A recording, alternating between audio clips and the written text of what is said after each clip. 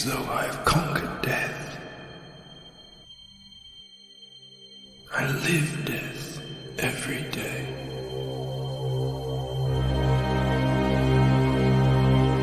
I am surrounded by it, smothered by it. Look at you now. He would have everlasting life. You seek to defy death, yet you cannot even defy sleep. And our like sleep is to death.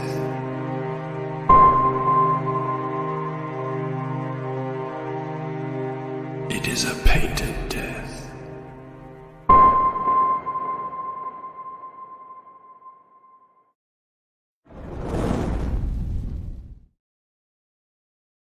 Oh my God! Okay, it's happening. Everybody stay calm. What's the Everybody procedure, stay calm. everyone? What's the procedure? Stay calm! Wait. Everybody just calm down! Help! Here, Oh, take my hand. ah! Come on.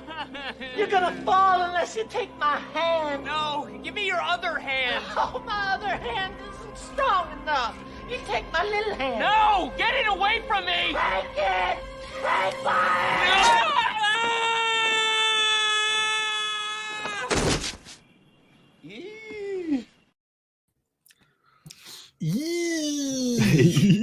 Actually, what kind of works? Hello, everybody. Welcome to the show.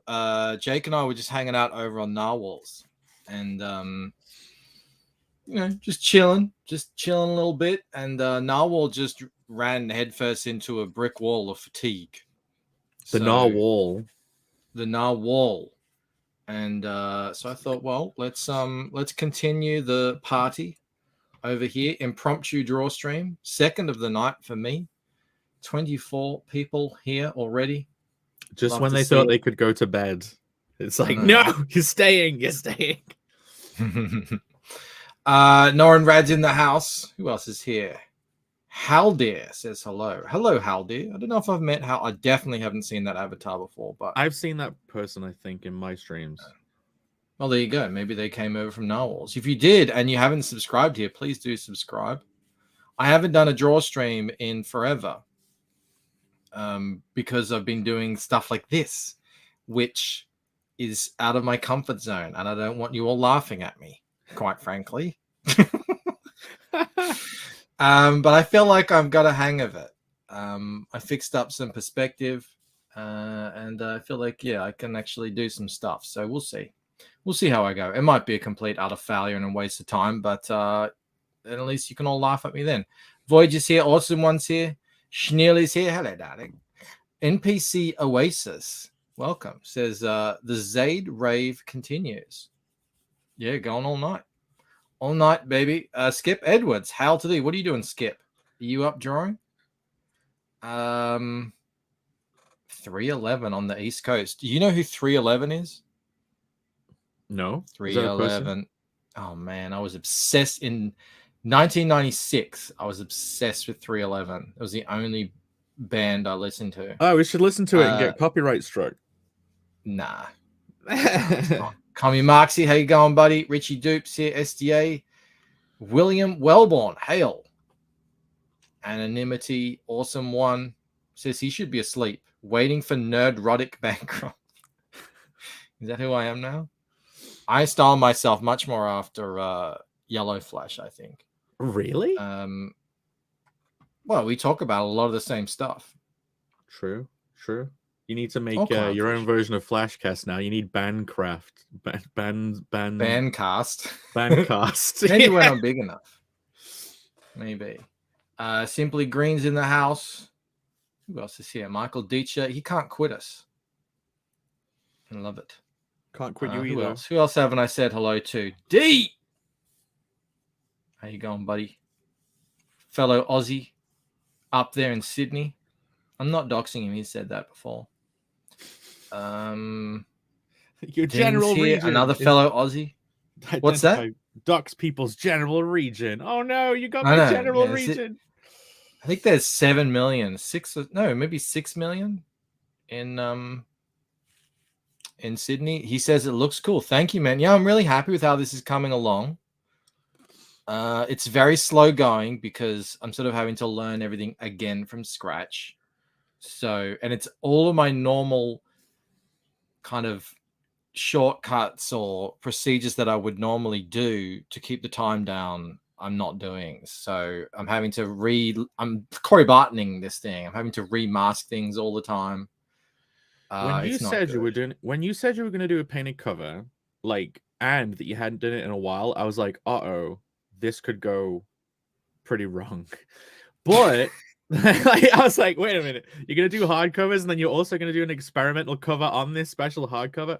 But this is still essentially cell shading with rougher edges, and that the instead of a gradient that fades off, it's like brushstrokes fading off. Like, it's still impressionistic. Yes. So it's yes, I'm very much want it to be impressionistic. I'm not an oil painting here.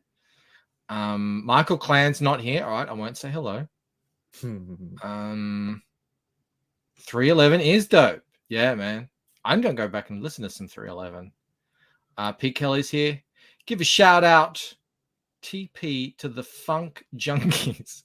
Man, it's a different crowd late at night here. I don't know what time is it where you guys are, but I feel like it's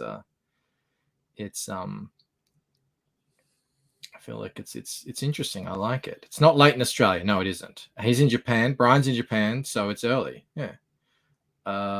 What do you think of a show where CG writers and artists try to write and sketch a comic during the stream? The best comics made on the show could be collected and released. Someone else can do that. That's an idea that I wanted to do on Creative Block, by the way. Yeah. I'm done with ideas. I did like when you said Rob, you're like, you just want a show about nothing, basically. You just want Seinfeld as a stream. Like it. Yeah. Now this Simply Green says it looks vectorish. So this guy that's the initial, that's not really where it's going to land. But if you zoom in, you can see more of the brush strokes. God, if it was you on a tour, final. Huh? If it was me, that guy, I'd be like, I'm happy with that. That's fine. No, he needs a little bit of extra shading and stuff, and I don't know what's going on down here. His so, feet. He doesn't have any hand yet. I haven't done the hands. I just silhouetted. This is the exact silhouette that's in the book, by the way. So I'm like, no, I like how he looked in the book. No need to reinvent the wheel. I could show you guys actually. I've been referencing this a lot.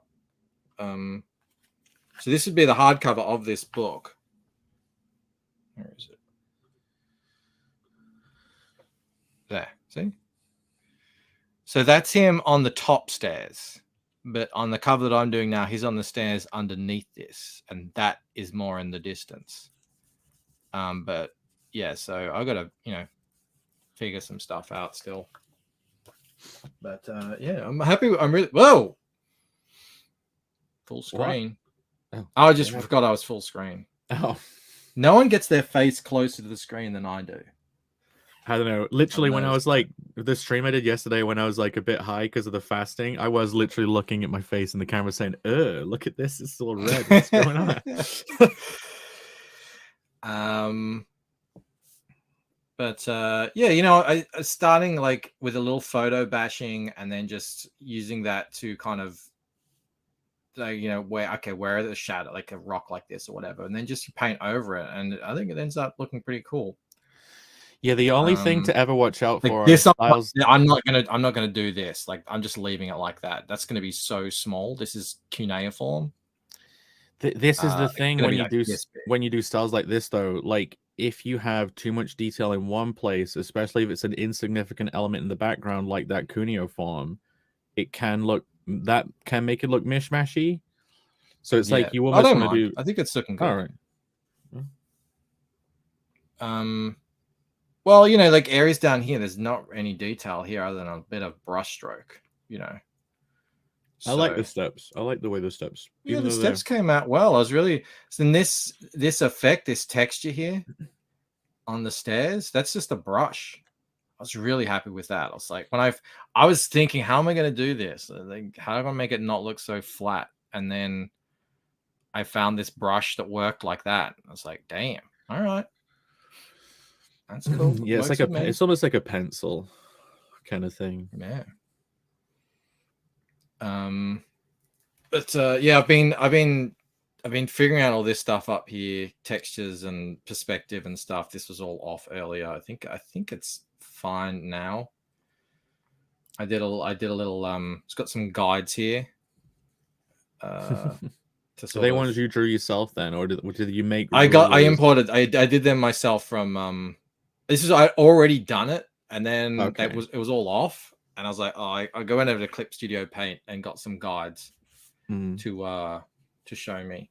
This is where I started. This is what inspired me. Was this scene from John Wick 4? I thought that was really cool. That the palette and everything. I don't know if I'll have all the sort of haze. We'll see. It might need it. You can easily do that. How many? Well, what you've got it split up into layers, right? Yeah. So you can kind of if you the thing with the haze is it can usually make everything look muddy, especially when you print it, right? Like it can make everything blur together in a way that isn't going to look good in print. So I don't know. Well, I'm just seeing as I go here. And I have a few little tricks up my sleeve to make it really pop at the end when it's done. So I'm good with that stuff, with the Photoshoppy sort of stuff. I know all the curves and the levels and the vibrance and the this and that, sharpening effects and all sorts of stuff. So it's I think it's really gonna come together. You're good at turning tricks. Yeah, exactly. Is the fire layer set to add, or did you actually paint that whiteness? Like, is the fire set to a blend mode, or? So the flame of Agnor. Because I always cheat when it comes to any energy. There we go. Cool. Okay. So that's what I painted. Yeah. Right. So how I did that is I got some fire. And I just get the colors and some shapes and stuff, and you can see sort of and then these wisps here, that was the smudge tool, so you can just sort of smudge it however you like. Love doing that. And then it gives a pretty cool effect. And then I put an outer glow effect layer over the top of that, and that's what that ends up with. What I loved doing when texturing 3D models is drawing, and even in just shading on a thing, is you draw like the cell shaded thing, and then you get the smudge tool, and you basically nudge in and out the edge of the shadow, the flat area, the cell shaded cell area, just nudge in and out with the smudge to get how it blurs. Yeah, so I'm open to anything, like any kind of technique or trick or cheat or whatever. I think I've made a boo-boo with these candles up here. So in what way? Well, these ones are sort of sitting in front of this sarcophagus, but these ones are supposed to be going descending, depth-wise, so they shouldn't be up like that unless they were super tall candles. I get you. So I think I've got to just nudge them down a little bit, but other than that, I think.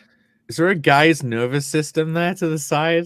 Is that like in a wall? Yeah, people never notice that. So this is the lair of the Olam from Waking Dream at the very start, and this is his dissection table. Okay. Where he takes people's things out of their bodies and stuff. And so this, like the blood kind of, goes down these channels and is delivered where it's needed. And he's got a skeleton and a nervous system up there with labels and stuff on it to sort of, it's kind of just a guide. And he's built his little model ziggurat up at the top of his workstation area.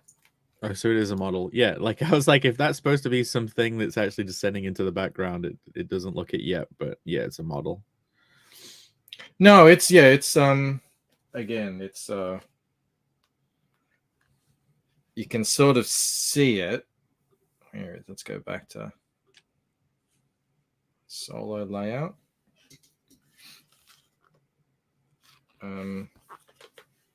Yeah, see, that's his little I get you. workstation up there. So I haven't put any of this stuff in. Where's my hand? I haven't put any of this stuff in there, like his little stool and everything. But yeah. What is this? A ziggurat for ants? It's a bit like that, yeah. Well, this is the thing, right? So he's working on the ziggurat, and this is set 3800 BC. Painted Death starts, I think it's about 13 or 1700 years later, and that actually is the ziggurat fully built. Oh, okay. So yeah, he's been busy. I wonder how much, like, you know, when they were building, and I know this is hard to even imagine, but you know, things like the pyramids or like really ancient, complex obelisks and stuff or whatever, monuments or whatever. How much planning they did, like, and how much like paper diagrams they even had. Do you know what I mean? Like all the backup material for designing stuff like that. I think they found there's so many pyramids and ziggurats in that area. You're still full screen. See, look, all of this. I didn't layer all this when you're I started. You're still full screen. You're still full screen. Oh, damn it! Doesn't everyone want to just look at my face all night? Hello, Mo Biggs. Candles are okay, says Dave. They look like they're at the edge of the stairs. Yeah, but I want some of them to be kind of like going away from our eyesight, so they would sort of disappear underneath the top of the stairs. Simply Green is unconvinced we built a lot of it. Well, that's the thing. You can find a lot of sort of the test ziggurats and stuff like that get progressively better, and then once certain cultures go away, and then sometimes they get progressively worse over the years, which suggests that they lost yeah, it's like the ability. It's like the later pyramids being pretty whack, and it's like they were just copycat pyramids and stuff. Yeah, it does it again. You can make a parallel to like, oh, they had some good skyscrapers, and then the humans started making worse and worse skyscrapers in our timeline, modern. Yeah. And but yeah, us making them. I do you. Is the pyramids under the ice in Antarctica legit? Is that a thing, or is that just like a woo-woo thing? You asking me? No, I'm asking if you think, or if you know, or if you've looked into that particular one. No, I haven't looked into it, and I don't know if I could. Mo says, I'm fascinated by the pyramids. I consider them a testament to the power of slavery. Yeah. I've got no idea about Antarctica, but I'd believe it. I mean, I didn't see any reason why it couldn't happen. I tell you what, I do believe that a more advanced civilization or civilizations were wiped out in the Younger Dryas, and the only people to continue on were the hunter-gatherers. I think that's a perfectly good explanation as to what happened at that time. How about this? I want to throw this as just a theory. I don't know if I necessarily believe this, chat. I just want to throw it out and see what Bancroft thinks. Probably want to get. So imagine, you know, when people are like, "Oh, you've got UFOs. Oh, do you believe in UFOs? Or UFOs real?"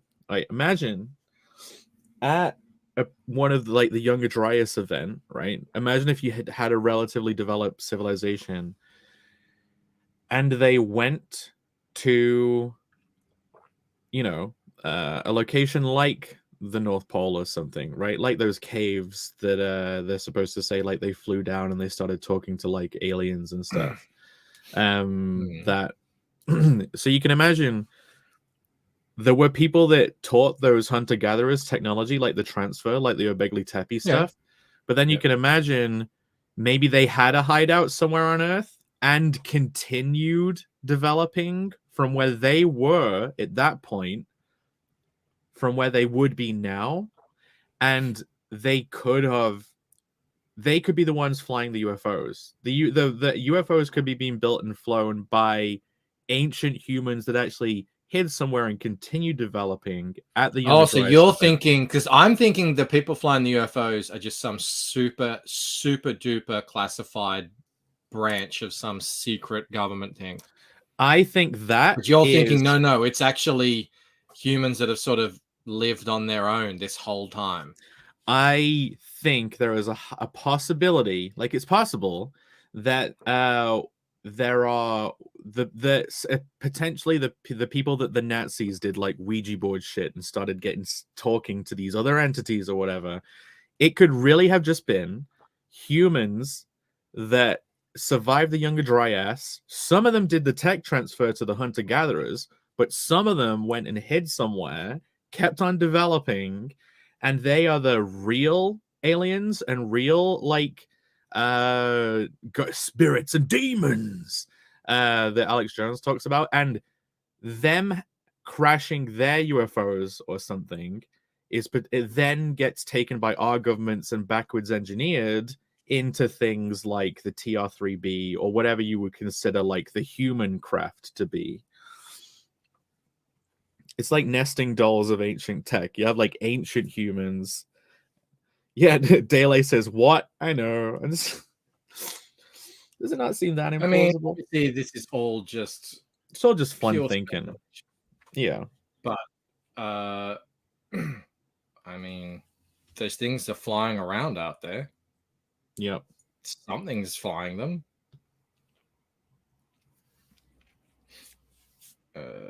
Mo says the hypothesis makes perfect sense. The work tirelessly remained hidden all this time, except for the occasional joyride. Yeah, that's all it was, right? They did so well and then fucked up a couple of times. Well, in a piece of fiction, you could make that believable, and you could say that's the reason why you're not allowed to go to the polls and stuff. You know what I mean? Like, they're at the top of all the governments. Stop being a Todd, says Mo Biggs. Hey, look, I'm a writer who tries to think of fun stuff.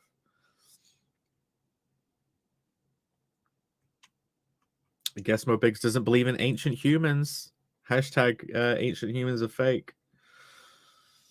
I think he just doesn't necessarily believe in the joyride hypothesis. Oh, so he's like, oh, that could be legit, but I don't think they would have crashed by accident. Well, okay, I wouldn't think it would happen by accident. I think it would be a technology transfer again, in the same way that look, if that civilization is like, let's transfer farming to hunter-gatherers, they could have also keep seeding various technologies to the crust people. If you call them the mole men, we're the crust people, the crustlings. We shall give the crustlings the transistor.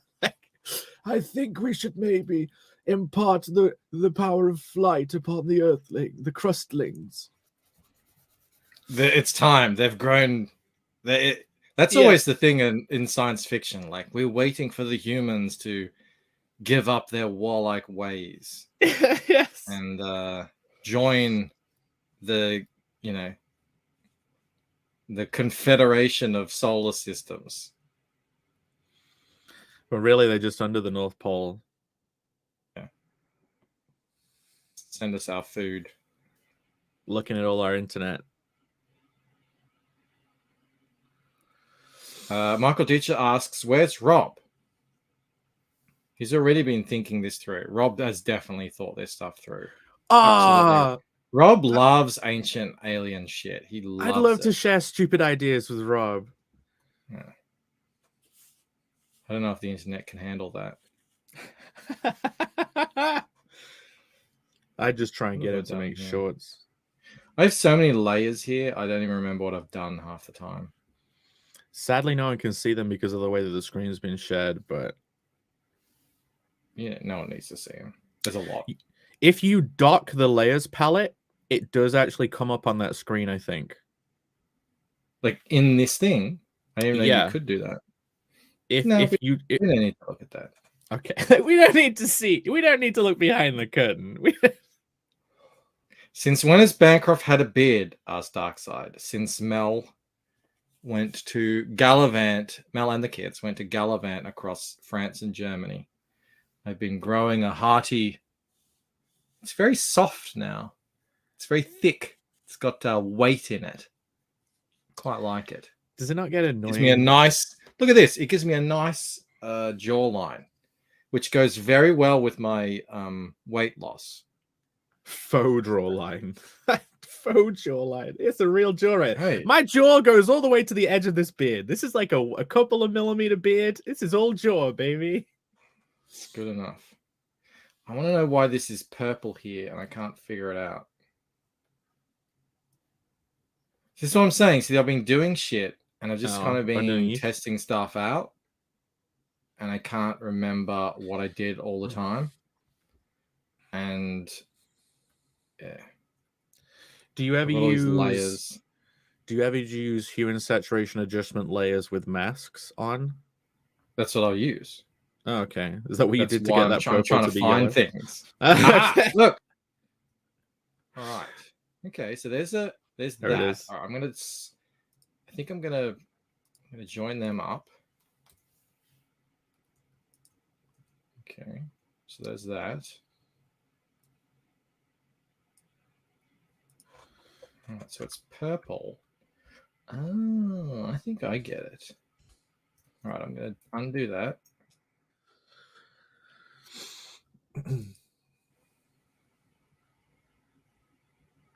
Ah, you need to read Mobiggs's. Mobig says, I seriously thought Bancroft was making a gay joke about himself, but he continued after the pause. Since when have you, What was I saying? since when have you Someone had a edit that. beard? Since when has Bancroft beard? Since Mel.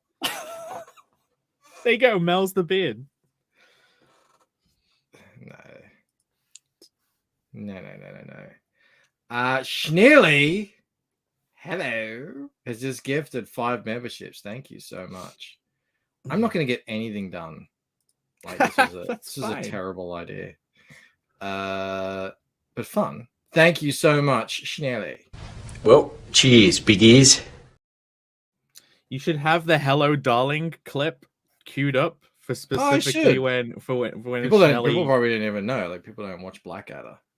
Yeah, So- let's introduce them to it, and then whenever Schnelly does it like a super chat or a member thing, you can play the "Hello, darling." Hello, darling. All right, let's okay.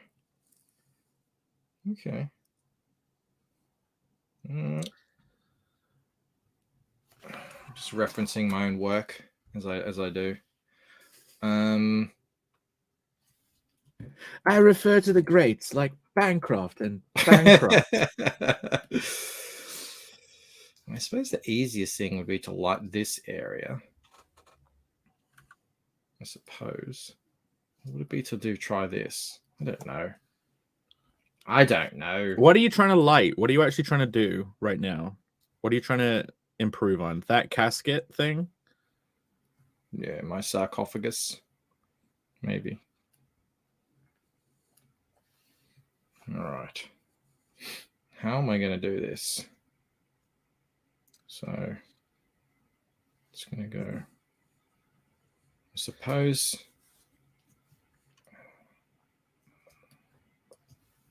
See, I couldn't do a book that's as serious as yours in an earnest way. Because if I had a guy living in a cave down here, I'd be so tempted to like have him have like convenience store wrappers for stuff just jarringly to the side. And yeah, and then someone is like, why have you made such a mess? He's like, no, that's I'm going through a phase.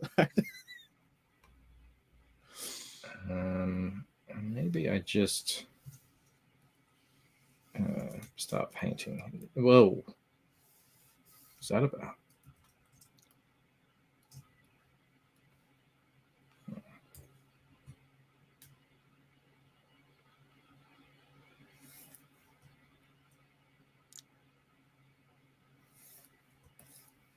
Yeah, this has been my struggle for the last friggin' 2 weeks, just sort of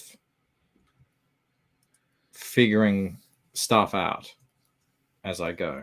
Actually, How long have you been working on look this cover? At, I mean, I haven't spent huge amounts of time because I've been doing other stuff, but I've definitely been working on it for at least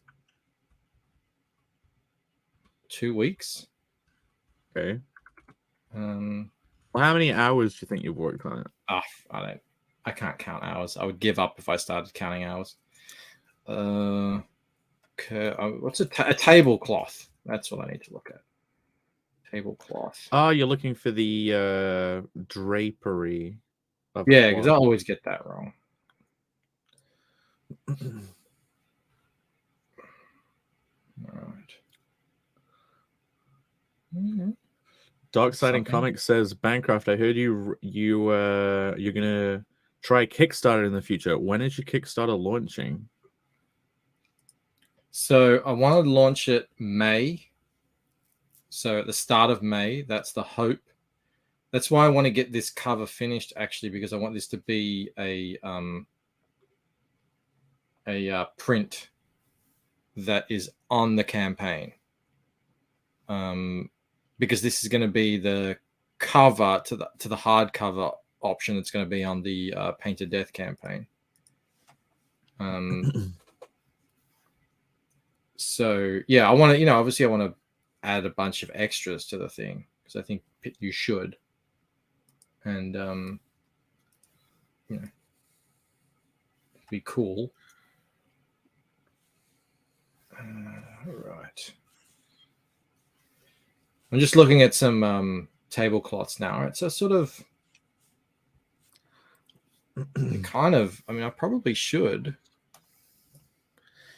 It's just you imagine when it was longer. It was a lot longer at the bottom, and then it just compressed, so then it like wiggles. Yeah. So it's like triangles basically going up to the top.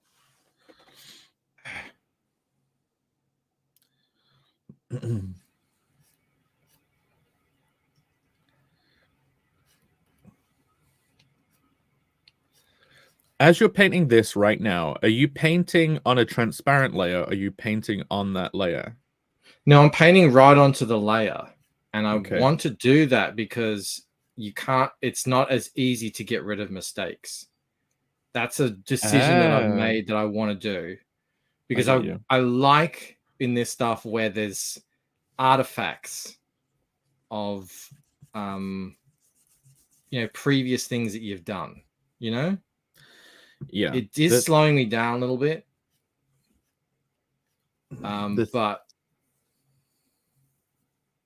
go on. I just always struggle with painting style stuff just because I don't know how many layers to do things with, because I would be always tempted to make every single thing I tried a transparent layer so I could turn it on and off if it wasn't good. And I would always want to be able to take a certain bit of detail I did and then like mask it with a gradient so it fades off somehow. Like if I was painting this right now, if I would have done those on a separate layer and then I'd like put a mask on it where I did a gradient to like fade it off as it got up to the top. But like that's not what you do when you're painting stuff. Like that's not painterly.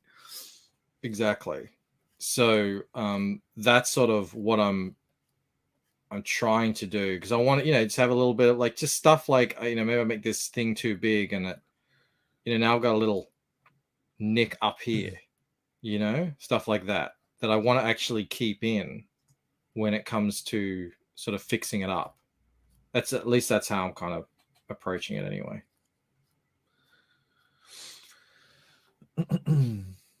But we'll see. It might not work at all. Right now I'm trying to think I'm trying to think of a layout to do for a cool piece. I want to show my main character Carnal fighting decimating a group of blorks, and at the same time like collecting blork women. Like that's the vibe. And then whilst doing it, he's like almost not focused on the situation. Like those are the three ideas I'm trying to combine into a piece. An ADHD barbarian ravaging and pillaging, but not in a determined way. Are you starting on the comic now? I'm drawing a couple of key pieces, like bigger, more detailed art pieces that aren't just character portraits and like character design drawings, just so that like I could, whilst I'm then when I thumbnail it, while I'm thumbnailing, I'll be able to go like, this is the actual look, and here are the thumbnails. You could say that the two pieces are more like covers, but they're not intended to be covers. They're covers that are like fake covers, I suppose.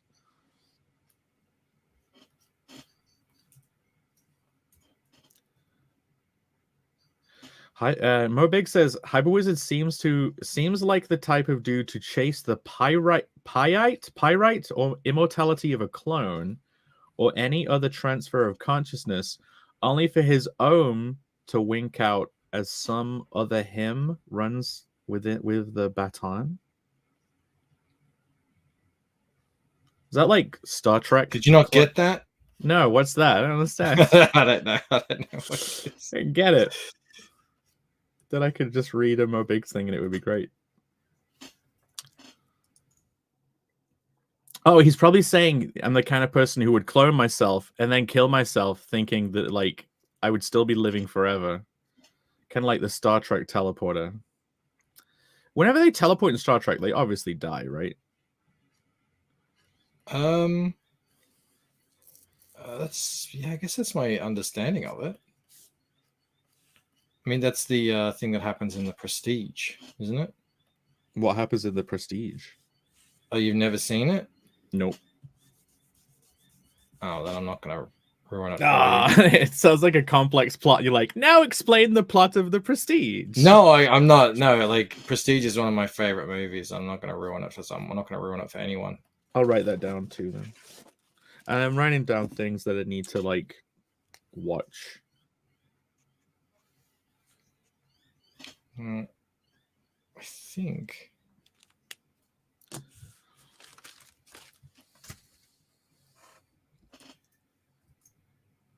Yeah, 40% says if he told you it would spoil the movie, Moromi, don't tell him. Okay. Yeah, no, really, like the Prestige is that good. You really want to watch it.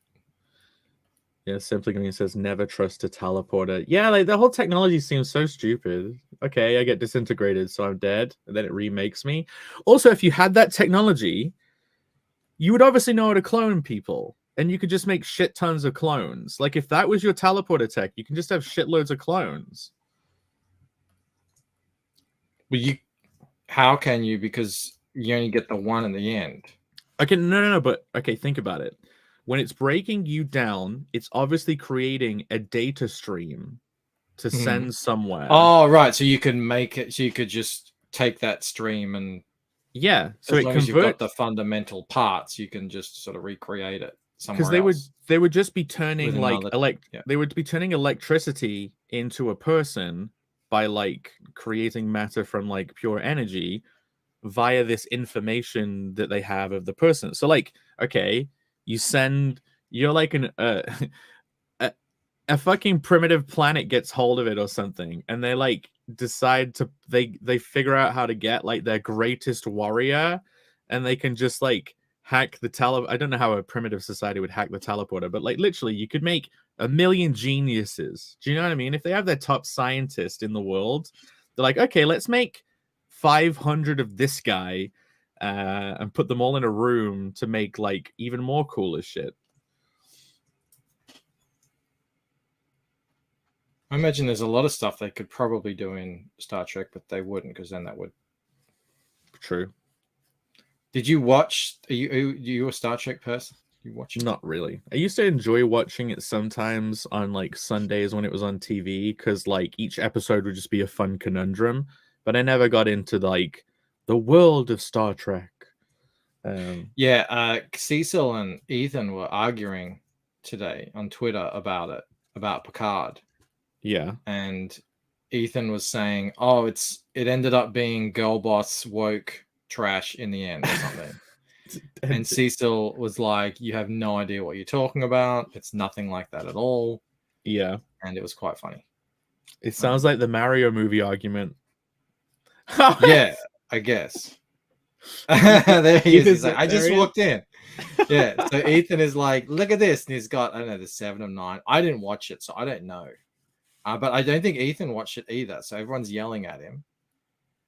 And what indicates that it was a girl boss thing in the end? Well, because at the end, I think the person who takes over is 7 of 9, I think. Yeah. I don't know. And Riker doesn't take over. So yeah, I think that's sort of what. And then had a picture of characters I don't know. I recognized 7 of 9. I didn't really recognize anyone else. Ethan wants the link. Ethan wants he can explain it. He can tell us. Oh, he can explain it. All right, one sec. The argument is that potent. He wants to get it out. he can't explain. A show he hasn't seen. Right.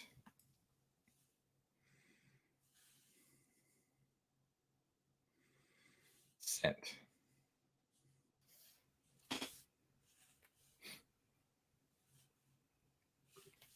Yeah, I was going to talk about it on the show tonight, but I just ran out of time. I just wouldn't have really fit.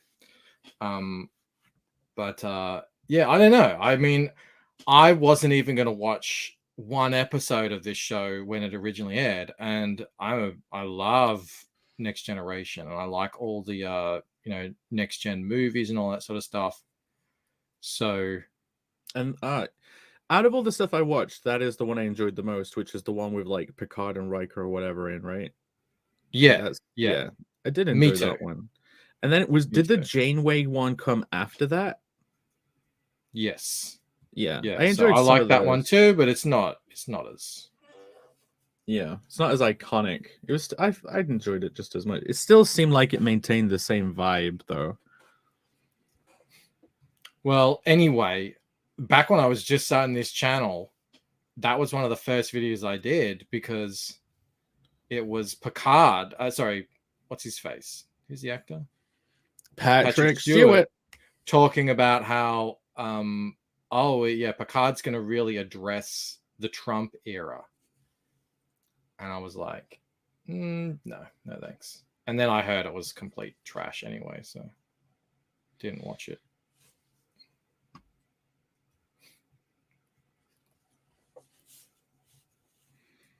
I tell you, folds, they are my nemesis. Yeah, that higher folds. It's like my brain can't understand them. I need to go find some more reference. You're going to do a really good job painting drapery when Ethan's in here.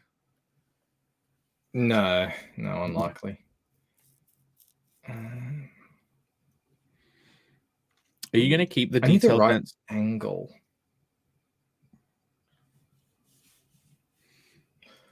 Actually, I have an account with Elements now. I might be able to find that. What's Elements? Elements is Envato Elements. It's like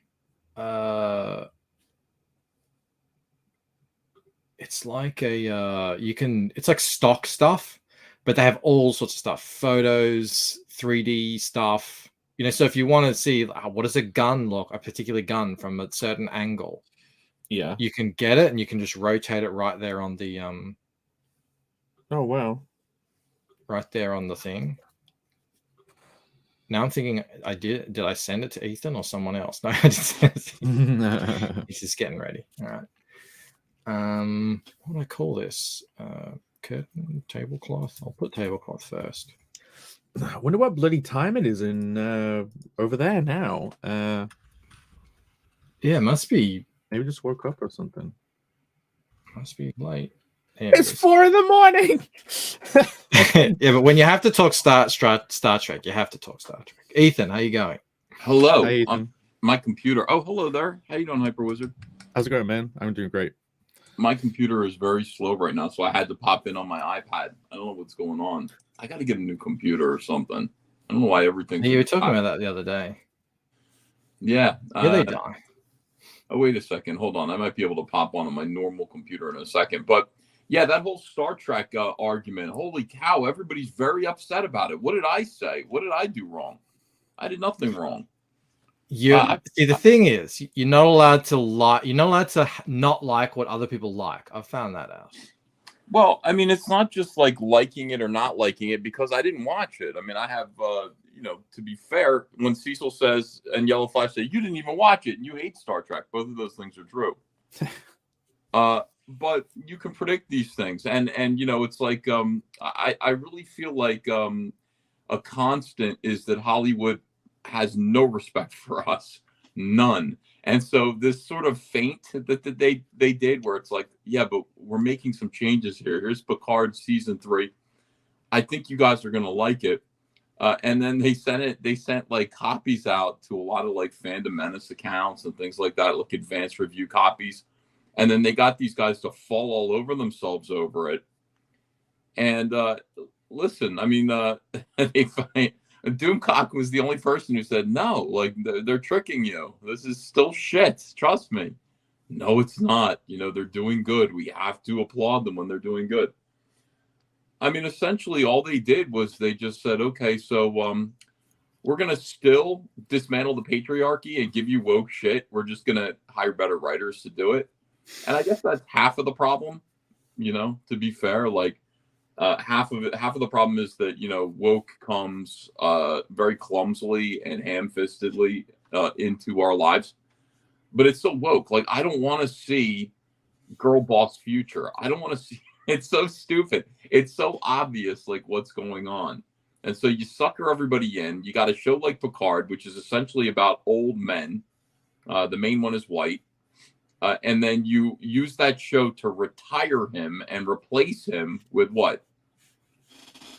4 or 5 women, including one kick-ass woman who absolutely deserves it. She's been there for 30 years, just like Hillary Clinton. She deserves her spot. It's her time. It's her time. It's her moment. And then everybody fell for it. And the fact that, Cecil's mad, Yellow Flash is mad, these guys are all mad that I'm just like, look, it's not... Like, I feel sorry. I'm sorry that you fell for it again, but you fell for it again. It's going to happen over and over and over again. Now, if your problem was, my only problem with social justice, my only problem with, all of the SJW stuff is that it's always poorly written. I mean, I guess problem solved because I guess this was better, but that's only half of the problem in my opinion. The opinion, my problem is the agenda, the constant agenda. Yeah. Yeah, I run into that a lot. That's the sort of what people say. Oh, comics get, they just think everything's woke.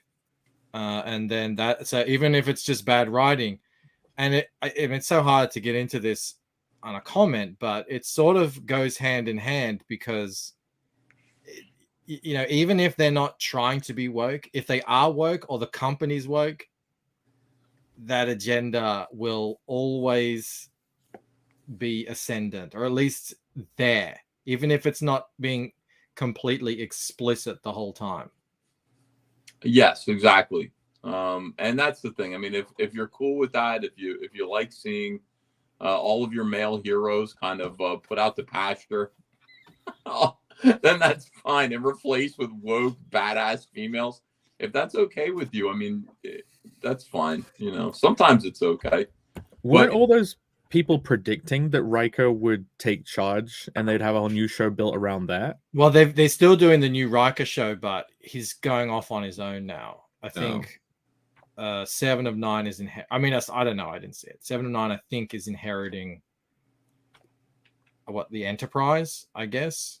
I don't know. I have no idea what's going on in the show. All I know is I see the odd screen grab of the old crew. It's like the elderly elderly crew. And they had a younger guy. They had a guy on there. Listen, I don't watch the show, so I'm completely talking out of my ass. I don't know. I did a minute's research on this.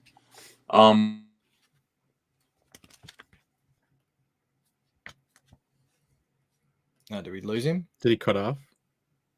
No, it's the iPad. The old iPad. Okay. I'm sorry about that. They had a younger guy named Captain Liam Shaw, and they killed him. So, they might have had another male captain, but no, they killed him. So no, yeah, beautiful.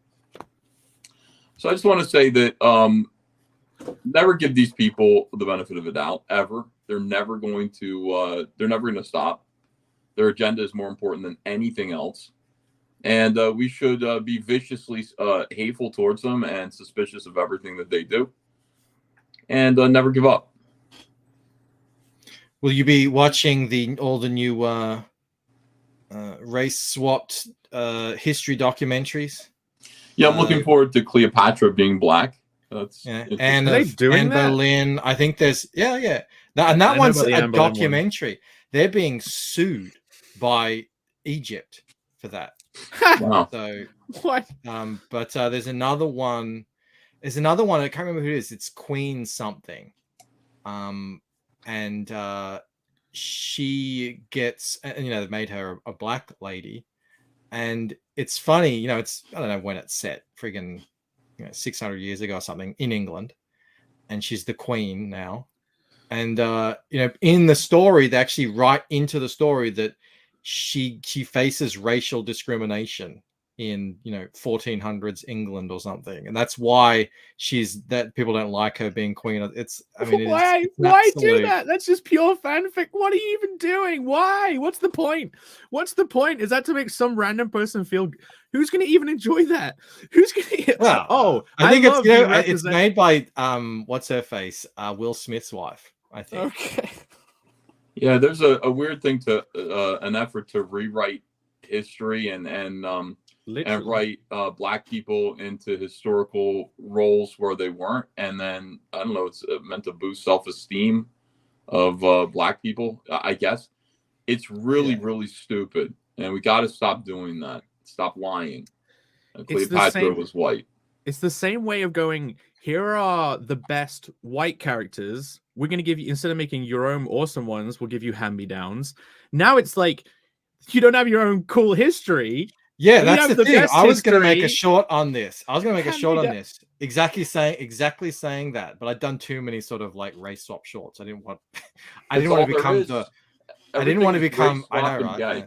Hand-me-downs, hand-me-down history. That's it. Like, I get people like, you're starting to sound a bit racist, man. You're starting to sound a bit sexist. I'm like, this is what they're doing. I'm talking about it. What do you want? Like, who cares anyway? But I was going to say that they're actually insulting black women because, or just black people in general, saying, look, we know that there are, especially in the States, who's that guy who was a real figurehead in the very early abolitionist movement? He's got a kind of a crazy look. But Washington something? I know who it is. But want to do a biopic on him, like a big Netflix thing. Like, why are you saying, there's no one throughout history that you can sort of idolize?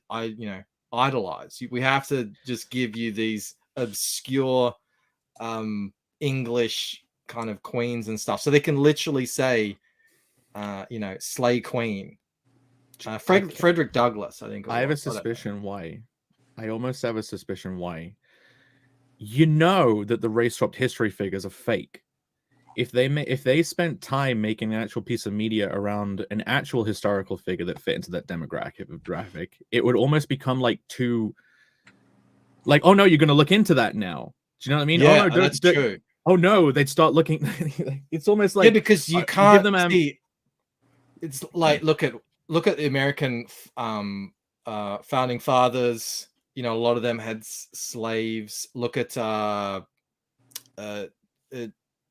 Winston Churchill. You know, he had some things that he did in India and all that sort of stuff. So it's no one's perfect. Everyone is a part of their time, but they need some sort of example of perfection for themselves. And I guess the only way they can do it is if they just make them up whole cloth.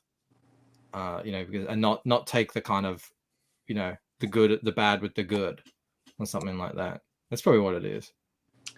Yeah, it's more like you know, it's a weird impulse that these people have to sort of write to offer up parts of history to Black people, also like culture, to I don't know, to it's makes them feel better about themselves. It's kind of self-soothing to do that and be like, look, it's bizarre. You know, it's like turning Spider-Man black. You know, kind of the same thing as making Cleopatra black and saying, you know, look, history was different, you know, than you know, it was recalled. It's better to be honest about it. And I mean, you know, I think it's true that a lot of like actual African history is not documented, and maybe if it were, it's kind of sad. But there's no reason to lie about that. It's ridiculous. Have you seen what they're doing with Spider-Man? Yes. I'm reading it now. Yeah. I covered it today. This guy, Zeb Wells, he is amazing. I mean, he is, the way he writes, I was reading it. We were doing like a funny reading today on the show. It was so bizarre. He's that sort of Joss Whedon style. Everybody has a dialogue. funny clapback. Everyone is super witty and erudite, and like, you know, yeah, I don't know. I guess it's fun to read. I'm not sure, but was Zeb Wells the guy that wrote the line of that Sauron was just like, I want to turn people into dinosaurs. I don't want to cure cancer. If that was him, like, he's got a little credit in the bank with me. But his Spider-Man is really, first of all, it's like, it's super witty, but it's also insufferably dark and depressing as I'm reading this book. And I understand where it ends up, and that's not a good thing. But it really is like super depressing Spider-Man. But at least everybody's funny. So at least everybody's funny about it. Anyway, I just wanted to drop in and make fun of Cecil. Star Trek is woke. I got a lot of people saying it didn't feel woke. It felt like fun to watch. Well, I understand. It's a different. They still had the agenda. They pushed the agenda through, and everybody fell for it. So I guess all you have to do if you want to do all this stuff, all the SJW stuff we've been complaining about for 7 years, is just do a better job of it, and everybody's okay. So the problem with swapping out characters, making them gay, making them race swaps, is that it just wasn't very well done. I guess that's what we were complaining about. I don't remember complaining about that too much. I think that was just incidental to the fact that the people whose impulses were, you know, pushed in that direction are mostly retarded and don't know how to make anything.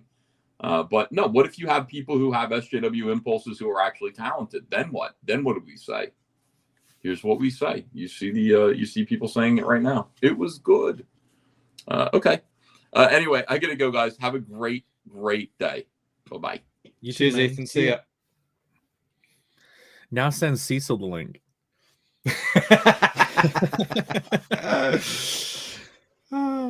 I think they're gonna have some good next time they get on a stream together. It's gonna be fun. It's good. I like it. You know, like, yeah. I noticed. What did I say? I said, like, I didn't hate the Rings of Power as much as everyone else, and I said that. I said that also by saying I understand everything and agree with everyone on all you those. Knew it was still retarded. True. Exactly. But you know, and man, did I cop shit for that.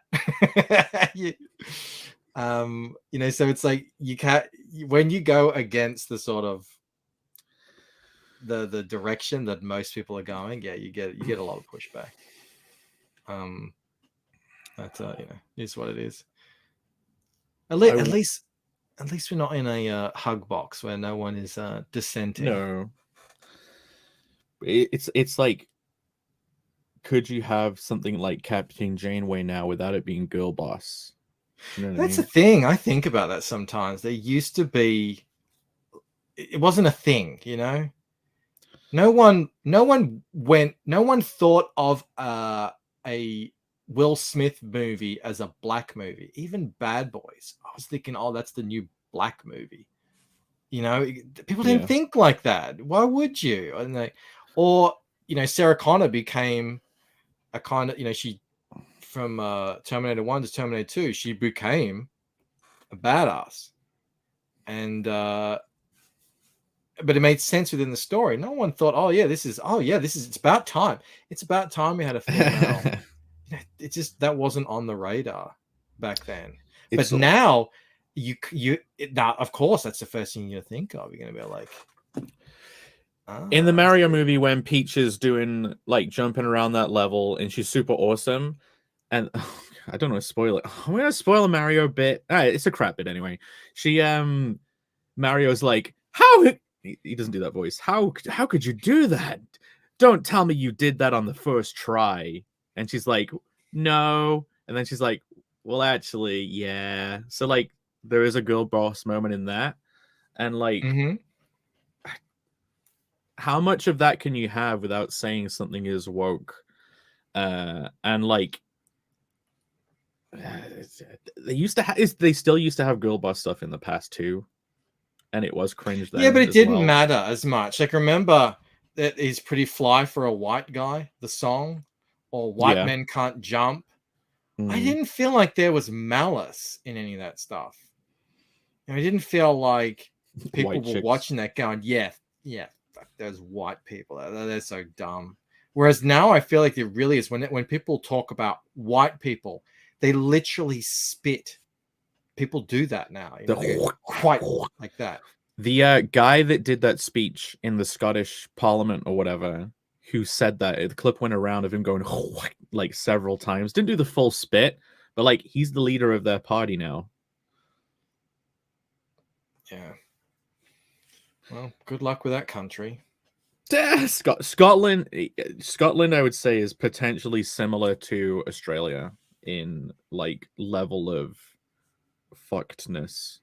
Like in that media, okay, is the only way that you could include like even slight girl boss stuff in a piece of media or any of these themes again without it being like woke. Would it have to completely flip the other way? Like, how big of a gap could you have without it feeling like agenda? Is it always been agenda? Do you know what I mean? Or I don't think it's always been agenda. I mean, I have a female character protagonist.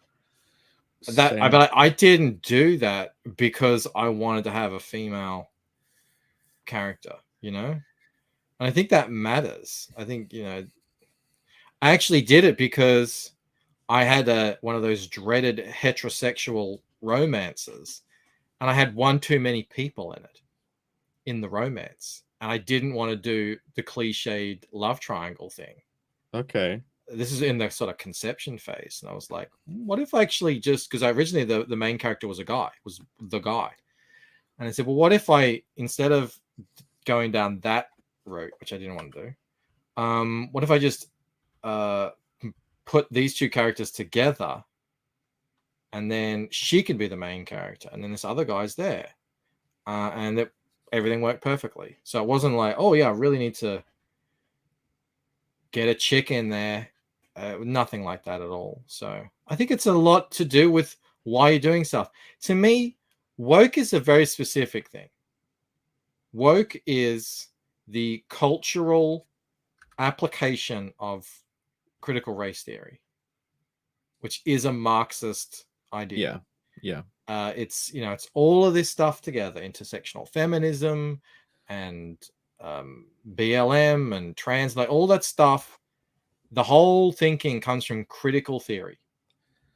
And it doesn't take long. There are videos on YouTube that'll explain this stuff in 10-15 minutes, and that's what it is. It's not necessarily this or that, but understand that these companies fully buy into all of this, and that's the issue, and every major institution kind of has at this point. So it's like,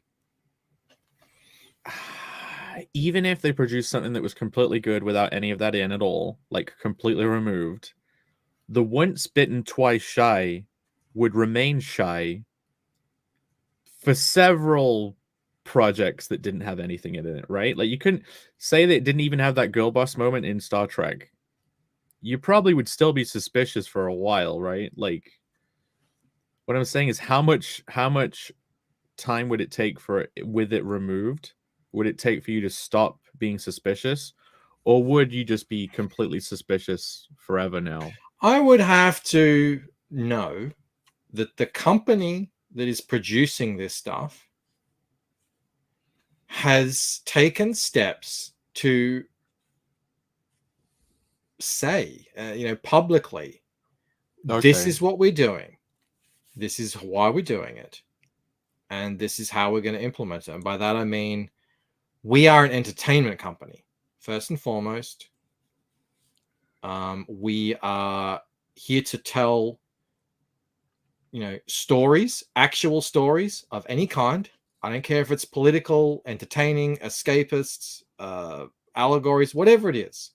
Even Mel Gibson with his, proselytizing stories, whatever it is. Just be open about what you're doing. And then the reason we're doing it is to partly, make art, culture, but also money. We're trying to sell tickets here. And this is how we're going to do it. We're not going to have equity quotas. We're not getting into the diversity cult, all that sort of stuff. So that, I think it comes from the company itself. That's what I would need to sort of hear. Now, Warner Brothers, all the major studios have all that diversity, equity, inclusion stuff written in to their sort of company mandates. Every set has to have a sort of diversity, equity, and inclusion approach to it. That's written into the thing. So even if somehow Warner Brothers makes a show that's good, that isn't woke, it's still existing within the woke mainframe. You get what I mean? I do. It's the it's like that divide between Doomcock and those other guys. Like, oh, as soon as you get something good, we got to compliment something. We got, if they're doing the right thing, we've got to support it, right? And then the other idea is, no. So the wolf didn't eat a sheep for once. I guess the wolf's fine. Like yeah, there's an idea that any company that isn't explicitly conservative, so to speak, will eventually succumb to the machinations of the left. That's sort of like one of those internet laws or something. And I think that's proven to be true. You have to put your foot down and say, we're not doing that. We're not about that. We hire, and it's not that hard to do. Actors are doing it for themselves. Lots of actors. And it's great when black actors do it, especially because they're the target of all this stuff. Idris Elba did it. Like Idris Elba, Morgan Freeman, Denzel Washington have all made statements along that line. Yeah, that they're not going to be the black guy. So, but companies need to do it as well. And, to do that today, in today's landscape, seems, I just don't see it happening, really.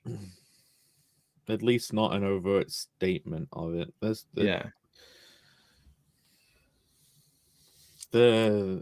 It's like part of the reason why it always creeps in is because it's always based on reframing language too.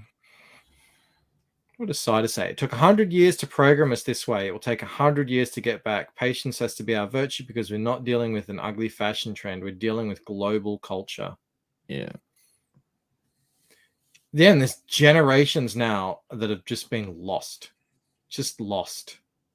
It's so tragic when you think about the devastation that this stuff has left on popular culture and even independent culture and also all sorts of stuff. I mean, it's crazy.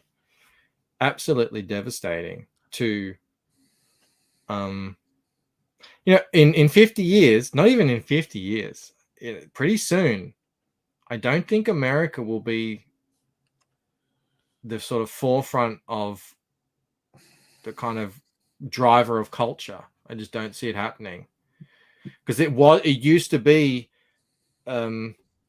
movies and TV, if I lump them together, so the screen and music, and there hasn't been like a unifying music sort of thing in 20 years. And the movies, well, we know what happened there, and the TV shows. So there's too many channels to be a unified anything. I mean, I suppose woke stuff is like a unified vibe, but it's like for the America not being the trendsetter when it comes to culture anymore, when it comes to history, and if you start thinking about yourself, like the point of time that you're in as just another part of history, just like every other part of history that's already gone was part of history. No status quo is maintainable. Like, it's just not possible. It's not compatible with the human condition for a status quo, especially a cultural one, to stay in place. The hope is just hopefully as the like whoever is leading the culture is that transfers, it doesn't just go into the hands of something that would be too unsavory. But I'm kind of just hoping there'll be a happy medium, but one where certain ideas are decided that they're probably not the best, rather than them just receding, like it actually coming to a head. Because, let's say there was some kind of weird status quo that formed where like they pretended to not be so overt anymore, but it was still there. Like, at least with a certain ideological group being way more in your face, they are making themselves a defeatable target. Like, in order to defeat a target, they have to identify themselves as a target, right? Like, they're pretty targetable right now. When you say they, who are you talking about? You could put it on the SJWs. Yeah, you could just that cultural group. I had a funny thought the other day, and I was upset with myself because I did a short on it, and I had the thought afterwards, which was about how the major studios can't make original films anymore for many different reasons. Was this the Legally Blonde RoboCop announcement? Yeah. So. And Matt Damon said it's because of the death of Blu-ray and DVD sales. So they can't take risks on a movie like Good Will Hunting anymore. It's just like you have to fund that yourself now, essentially. And that's why there's so fewer of these sorts of films coming out. If they are, they're really indie. And but there's been Encanto. I guess, on Disney's end, there's been Frozen and Moana. That's it. I'm just trying to think of movies that have made it into the real. Like, if you were to ask anyone out there, they would have heard of it. And also John Wick. Other than that, there's very few in the last decade that have actually been original. Most of them are going to be remakes, sequels, reboots, or adaptations of other stuff. Yeah. And that's fine. I thought this thing, it's like music. I love covers. Remixes and mashups are my favorite thing, man. Cover of Johnny Cash's cover of Hurt. Yeah. That's the better version, right? That happens a Mhm. lot. There's so many covers that are really good. But imagine you had 10 years of no musician, no major musician that anyone's heard of or popular coming out with any new music in 10 years. All they do are covers. That's it. Just covers. Yeah. Imagine how yeah. detrimental that would be to the music industry, because Yeah. the music is that time. The 60s, the 70s, the 80s, the 90s, the 2000s, they have their music. Imagine if that music stopped. And that's what's happening in movies right now because of this shift to streaming, because of the risk to reward, and people are just like, visionaries are going elsewhere because they can't get what they need from that scene anymore. It's a pretty crazy time for film. I've got my whole theory. I've got my whole theory about that. Why part of why that happened to film. But do you think that's going on with music too? By the way, just as a really quick thing. Okay, good. No, there's plenty of amazing music being made. It's actually, Spotify's been great for that. Spotify, you can just have a kind of mood. You type in a song that fits that mood, and it'll find other songs that other people are listening to that you'll never hear on the radio or wherever. I found so many amazing new bands and groups and singer-songwriters doing that have become some of my favorites, and that's nonstop. But people complain about today's music. They're really complaining about today's pop music. Mike Barron always, whenever someone complains about today's music, Mike Barron always comes in and says there's loads of great music everywhere, you just haven't heard about it. Yeah. And but imagine it didn't exist. Imagine they weren't doing that. They were just doing remakes of, they were just doing covers of Beatles songs or something, or Michael Jackson songs. But what is the current media version of that? Like, is it streaming? Is it YouTube? Or are there indie films being made that are hidden away that you never heard of? Like, I don't think so. I don't think there's indie films being made that are just that good and we never heard of them. If you think, I don't think it's happening. If you think about music as like your ears being able to have something to listen to, if the viewing movies and TV is your eyes being able to have something to look at, YouTube and streaming is it currently. And like, kids just want YouTube to go on the TV, and then you tell them no. But my theory with why you've never seen anything good and original come from, say, Netflix. One element of it is like the same reason you saw nothing good and original coming out of Marvel DC that gets mentioned a lot is, why would you give your good ideas to the big company? So like, why would you give your good ideas to Netflix if Netflix owns it? Why would you make an amazing character and story to Marvel and DC if Disney and Warner Brothers are going to own it, right? So it's like, create your own stuff. But I think another element of it that doesn't get considered that often is the whole, okay, I'm going to pay you to write 2 stories, Mike. One of them is going to end up being printed in a book and sold in shops. The other one is going to get dropped on whatsmystory.com and given for free. The book is going to be sold for $20, right? You're now, if you engage in your brain and think, okay, I'm about to write these 2 stories, which of those 2 do you give a shit about writing, and which don't you really care about? Yeah. Well, the one you're going to have more ownership over. The one that's going to be the end user is going to exchange money for. The physical book. Like, part of the reason of Blu-ray and DVD going away, a creator of a film for Netflix, I think it engages like a different part of your brain depending on the actual like physical value exchange that happens to the end user for that piece of media. Like, oh, they're going to buy a DVD, or they're going to hopefully not cancel their Netflix, right? Yeah. That, like, Do you care about someone not canceling the Netflix, or do you care about someone who's going to end up having to pay $20 for your book? Yeah, Which I think is why CG stuff ends up being, people put so much effort into making it good. I think part of it is they know they're going to have to sell it to someone. Someone's going to buy this. It's not going to be put up on a free comic reading website. Yeah. Those sites, by the way, are like where comics go to die. Yeah. I'm not talking about Webtoon. I'm talking about like where people put up their their comic series and stuff and everything. Yeah. Junk 666 just reminded me, is like, did you play that Succulent Chinese meal thing? Did you see that?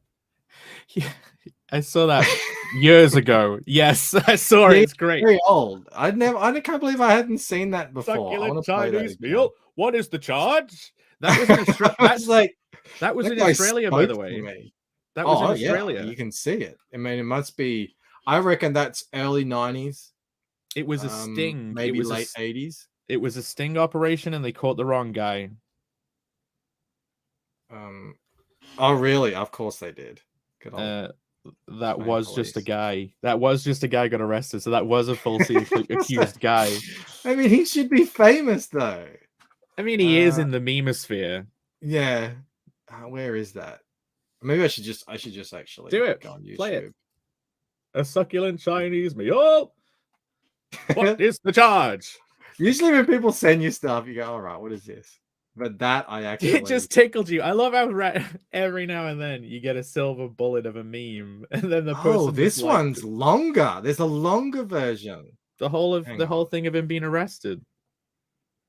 Oh my God. It's in Australia. Tell me if the police uniforms are Australian to see if I'm like... Oh, no, that's Meets the Man. Okay, we don't need to watch that. Excellent. All right. Super chat here from ID Crisis. We discover and create good works by interacting and working with talented and cultured people. We decide what is worth our time and money. Vote with your wallet. Hell yeah, I agree. 100% ID Crisis.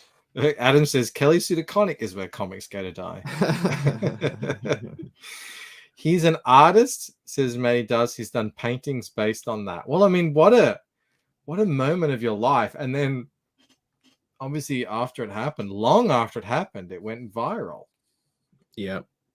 All right, let me no moment is safe from the internet.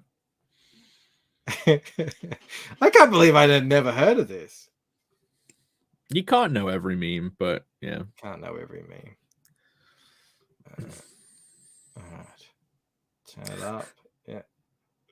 What is the charge? Eating a meal? A succulent Chinese meal? American Express investigators followed a man he thing. thought was one of Queensland's most wanted to a Valley restaurant. Minutes later, police had the business surrounded, then sent in a delegation. Under arrest. Look, I'm under what? Gentlemen, this is Democracy Manifest. What is the charge? Eating a meal? A succulent Chinese meal? Democracy Manifest. And he didn't appreciate the way he was handled. See that chap over there? Get your hand off my penis! It took 6 officers to restrain him, whose major concern was the meal he'd left behind. What is the charge? Eating a meal? A succulent Chinese meal? Eventually, they had him in custody. Missing some of the good parts. Where's the original? Do you think people who would react to a situation in that way were more common back then? No, I have never, ever come across anyone like this. Okay. To my own detriment. I want to have a succulent Chinese meal with this man. But he seems like an absolute gem. The way no one talks like that. It's the equivalent of a received pronunciation. Okay. In Australia, it's very, very rare. What's received pronunciation? What's received pronunciation? It's like in Britain, it's not quite like how the Queen speaks, but it's close-ish. In Australia, it's the equivalent to sort of Kate Blanchett or who's that actor from Pirates of the Caribbean. Kate Winslet. What's his name? Jeffrey Rush. Oh, no one speaks like that. It's very. I mean, it's like Okay. this essentially. It's very posh. Yeah. It has to be taught. It's called received because it has to be taught. It's taught. Oh, I get it. Okay. No, like, it's not a natural. So when people talk like this, it's like that's a received accent. It's not. Yeah, they have accent. elocution lessons. See, someone was asking me about Hyacinth Bouquet and like how she speaks and what accents that's from, and I'm like, I don't know. I think that's just made up. Hyacinth Bouquet. It's Bouquet. Oh, God, I love that show. Paul, what was his name? What was his name? Who? The poor husband, long-suffering husband, oh, and the neighbor who was always shaking. the real. Oh, they don't make TV shows like that anymore. Okay, let's listen to the full uncut. Especially not British TV shows. But you just assured me that I could speak. Sit down inside the car. We're not assuring anything. We're under arrest. Look, I'm under what? Gentlemen, this is Democracy Manifest. Have a look at the headlock here.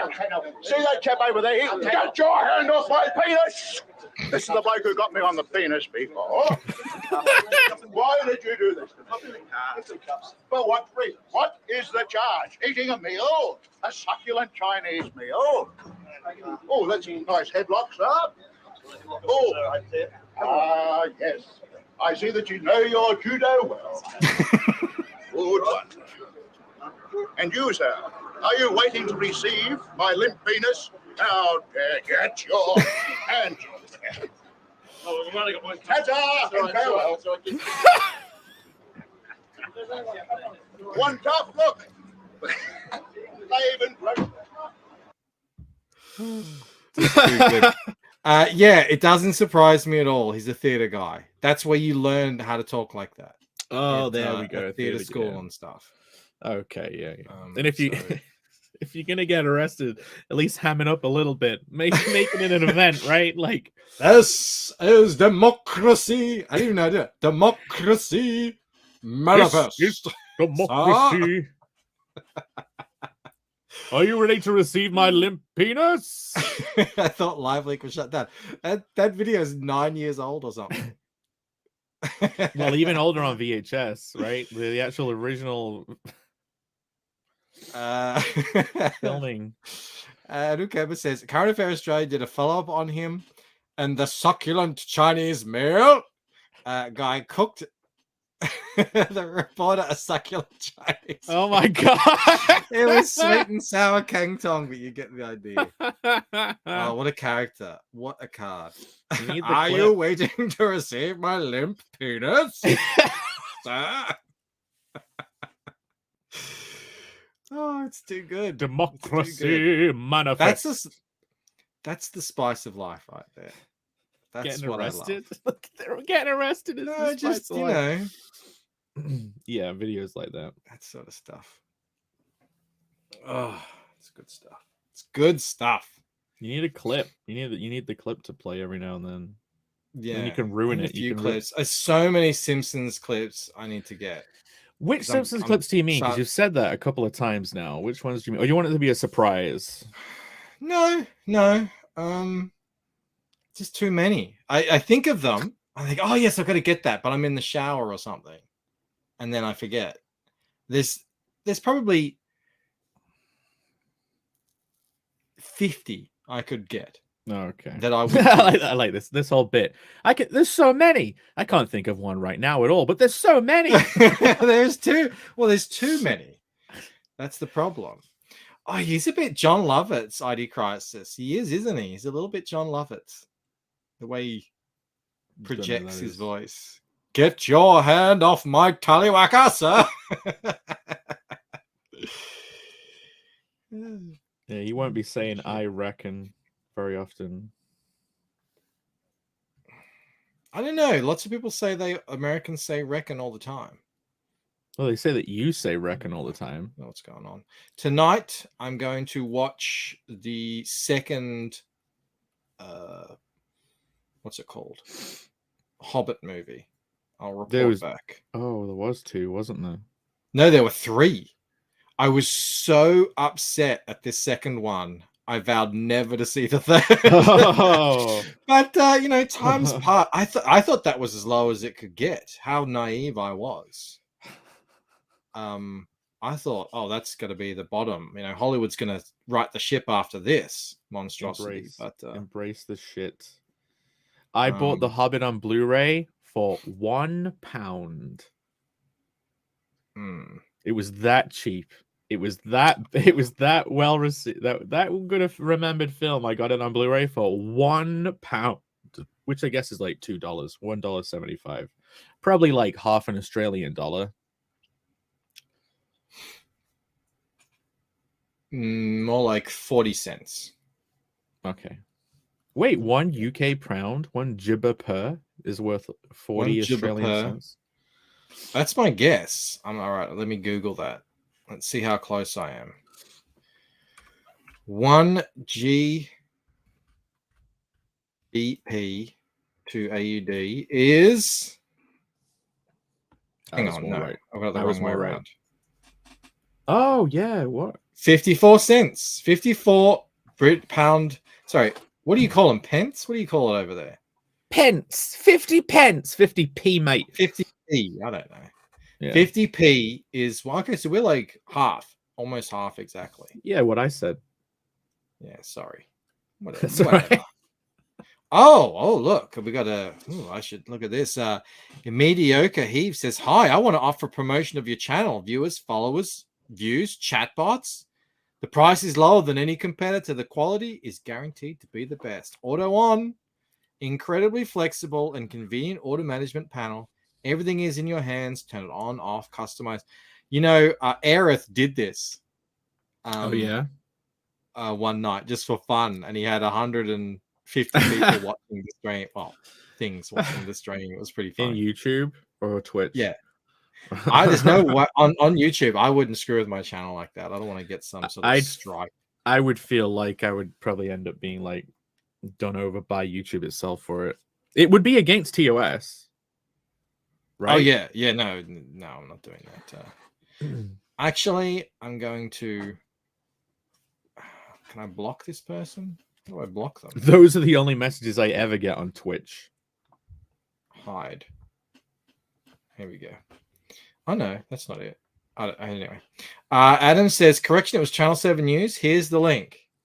Watch it. I don't know if I can copy it. Excellent. All right. Thank you, Adam. Send me that $5 super chat. All right, let's see what it is. Michael Deitcher says his family say, I reckon all the time, old Irish immigrant coal miners. Irish?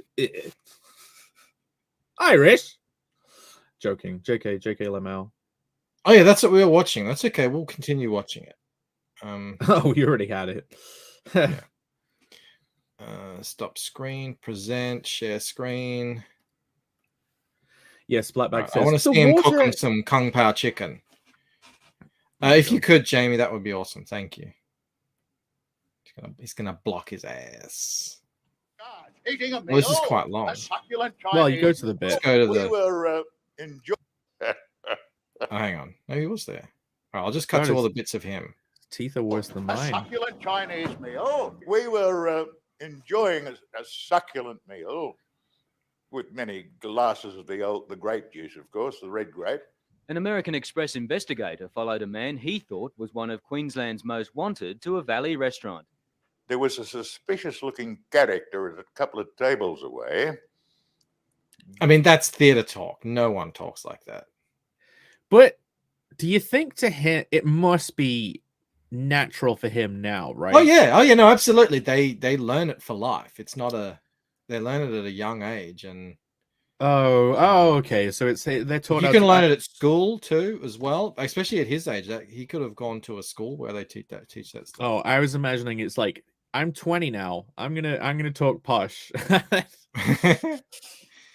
Looking at us, and every time I turn, he'd put his head down and pop a dim sim into his gob. Minutes later, police had the business surrounded, then sent in a delegation. The police fell on the place.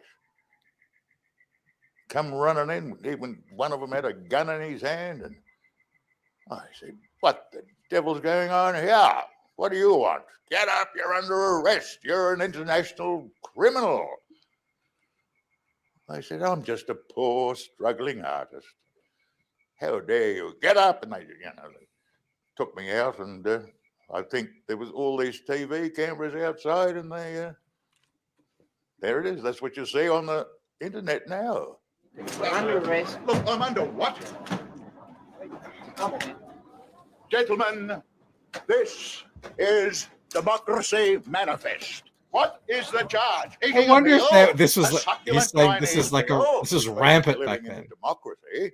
Who? And here they're dragging me out of a restaurant after enjoying halfway through a succulent Chinese meal. He's really Well, gentlemen, this is Democracy Manifest. Democracy Manifest. And he didn't appreciate the way he was handled. See that chap over there? Get your hand off my penis! It took 6 officers to restrain him. Whose major my concern was the favorite meal line he'd is that left you know behind. your judo, sir. Yeah. You know your judo well. You know your judo well. Well, it was succulent, so I suppose it just flew into me head when when they were trying to put handcuffs on me. Eventually, they had It's him. definitely in custody. affected his way he's talking. You need to go to the cooking bit. They took you me need to anyway. find the They bit where took the me down to cooking, the, do the cooking show thing. Watch house, city watch house, and then they realised that well, this one here, Oh, he paints. Got a beard. not finished as you can see, but He's got a that's beard. me, that on that video thing on the He's internet. painting it. But I've got myself here as I look now. I will look The like fellas that from the in a minute. TV area, get me a beard. I'll arresting show my myself then. paintings. Me now arresting myself then. Down here, that's going to be me again. What is happening? Handcuffs! Back The in those art, days, the high art handcuffs trying element. to put the hand, Oh my god. just stuff from that. It never left him. It never left his mind. He was, Oh, there it is. there we go. There we go. Gentlemen, I hope you'll enjoy my cooking. It's the first time I've ever cooked a succulent Chinese meal. There was a time when they arrested me once for eating one. Let's hope the police don't come down the driveway and do it now. Apparently that was my crime, eating a succulent Chinese meal. Here we go. Just more like reheating it. He just Get a bought a bit some more. Chinese and reheated it in a pan. Oh my Well. god. It's a lot of oil. There we go. Just throw it Let in. us imbibe and enjoy it. Can I serve a plate for you, sir? No. No, I thank hope you. this is not criminal act doing something like this. No, you certainly are milking that. Oh my goodness.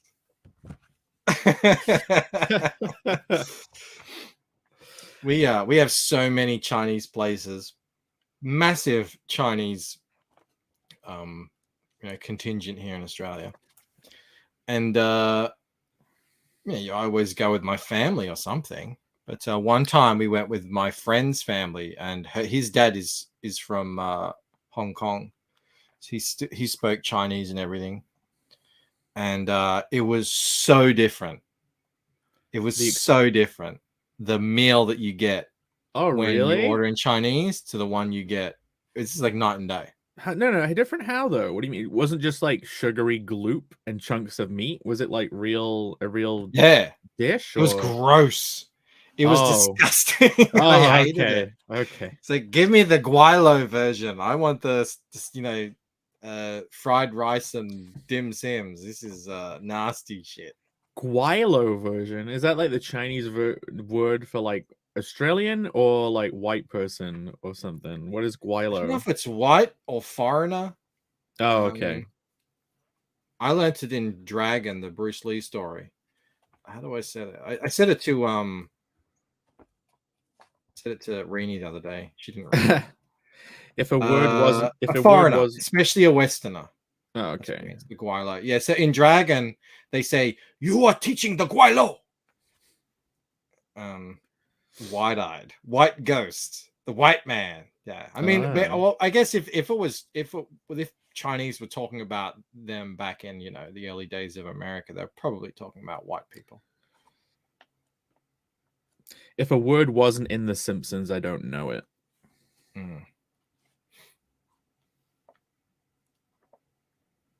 It's like that bite swar word they use for like white pig or something. I haven't heard that. I've heard the what's the one they use for SJWs? Chinese? I don't know.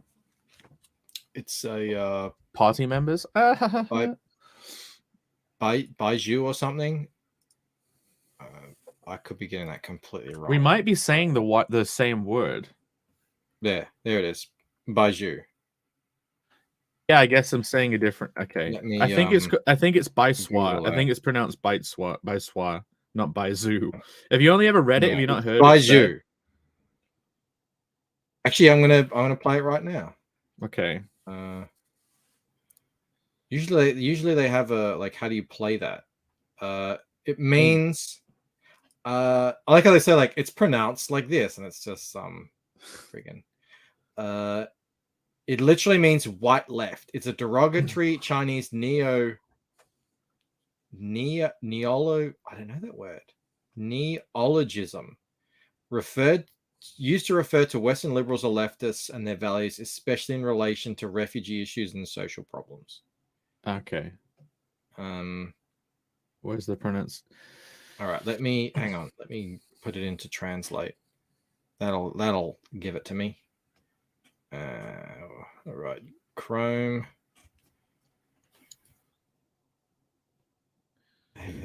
Well, like neo is in new and logos. Wait, what?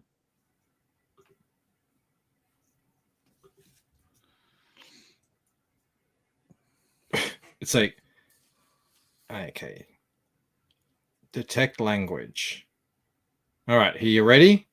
Yep.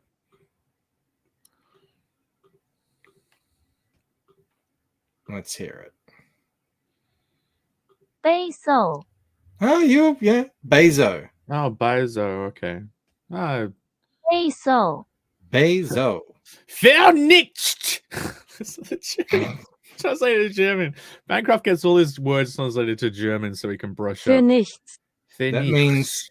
Do you know what that means? For nothing.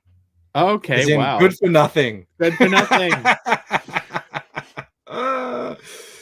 I looked up the translation of Bond Dessinée for the last episode of Creative Block, and it translated to the comics that are.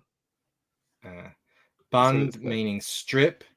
Dessin is draw, so it's a drawn strip. So it was. I got the wrong translation. Google told me because that's the literal translation. Just because it's the literal translation doesn't mean it's how people. Okay.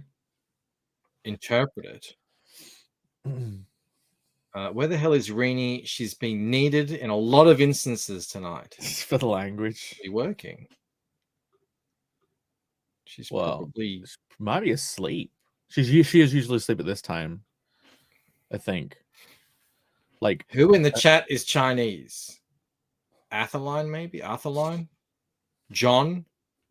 Boob Rancher? These are all classically Chinese people? Chinese names. Yeah.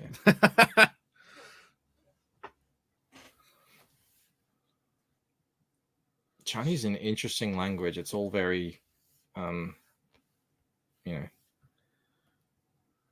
it's like the words mean these strange things like that, and then they just they understand the meaning from it.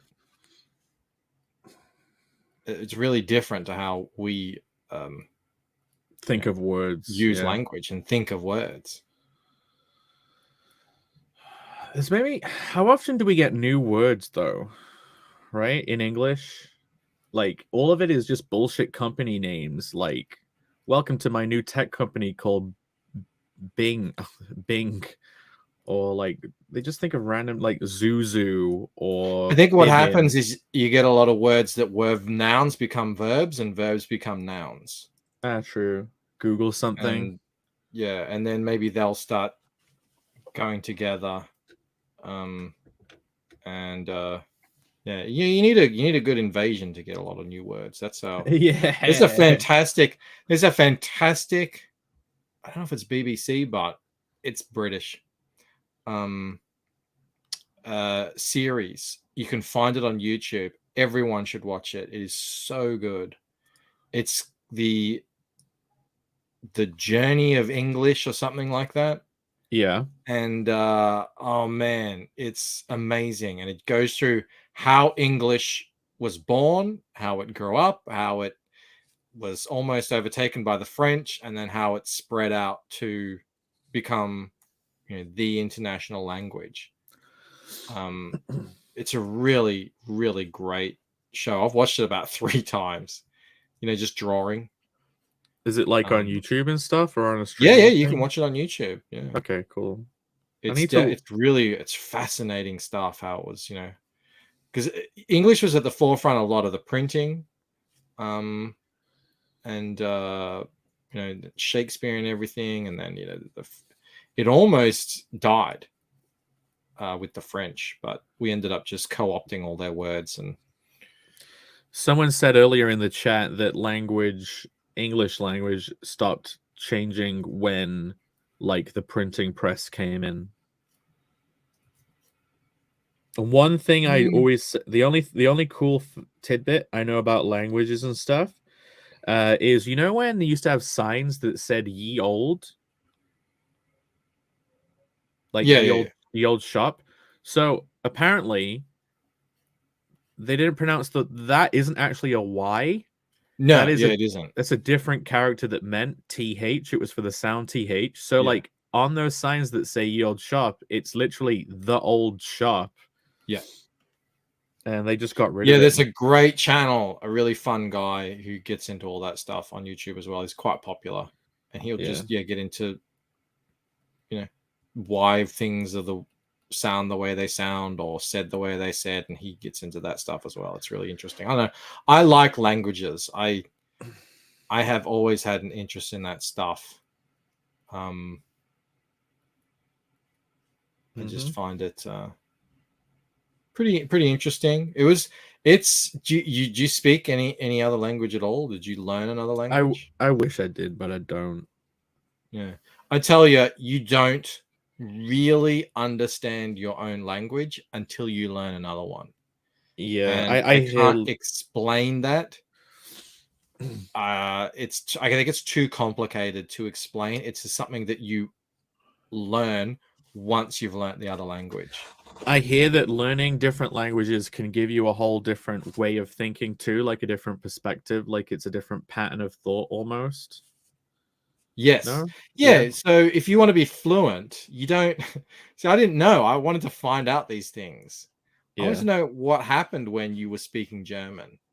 And it turns out you actually think in German and exist in German when you're speaking German. You don't think in English in your head and then it comes down through a translation computer into your mouth and spits out in German. It doesn't work like that. Yeah. So that was an interesting discovery. Did you have your dreams in different languages? Did you dream in German? Oh yeah. Were they different dreams? It was funny. That's actually linked into a little bit of what is happening with the Lucent. I would dream of words in German that I didn't know. That my conscious mind didn't know. And I would wake up and write them down straight away. Yeah. And then I would go look them up. And they were real. They were real words because I would be in my dream sort of struggling with my German. Yeah. Speaking to someone who's German, who's just speaking fluently. Yeah. And I would try and catch words that they were saying, or maybe a word would be written somewhere. And I would be like, wow, I don't know what that is. So, but when I say me, obviously I'm talking about my conscious self, me, the whatever it is, the ego or the id, I don't know what it is. Your soul. I didn't know. So I would find them. Like, that's amazing. How is that working? And it's obviously, you've seen them, you've read them, maybe you did learn them and you forgot them. But I was like, wow, what other stuff is back there in this brain of mine that I just don't have access to? And that really actually spurred me on, and that got me thinking, like, maybe there's other stuff in our minds that we just don't know about that's existing back there that we don't have access to. And that's you can kind of see how that ties into the Lucent. That's kind of what the meaning of dreams is you're supposed to be able to translate them, because essentially, like, you have your frontal cortex, that's you, and then you have the rest of your brain, which is like all of your fucking evolution packed in there, right? Like all of it, since you were a shrew and stuff. Yeah. Well, yeah, like everything. So that's why you're afraid of spiders, even though they're really small. Yeah. And most of the time can't hurt you, because probably at one time they were a lot bigger compared to you, and they could kill you. Yeah. Well, essentially,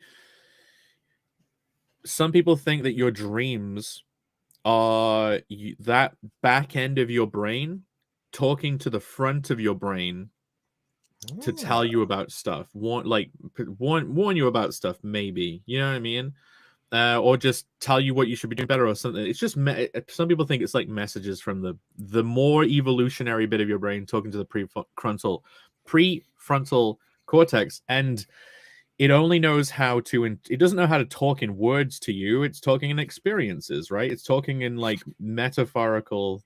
That's when Bancroft discovered he was gay. So anyway, I was dreaming about sucking this guy's dick, and I was thinking, my goodness, what does this mean? So yeah, I'm not interrupting that clip.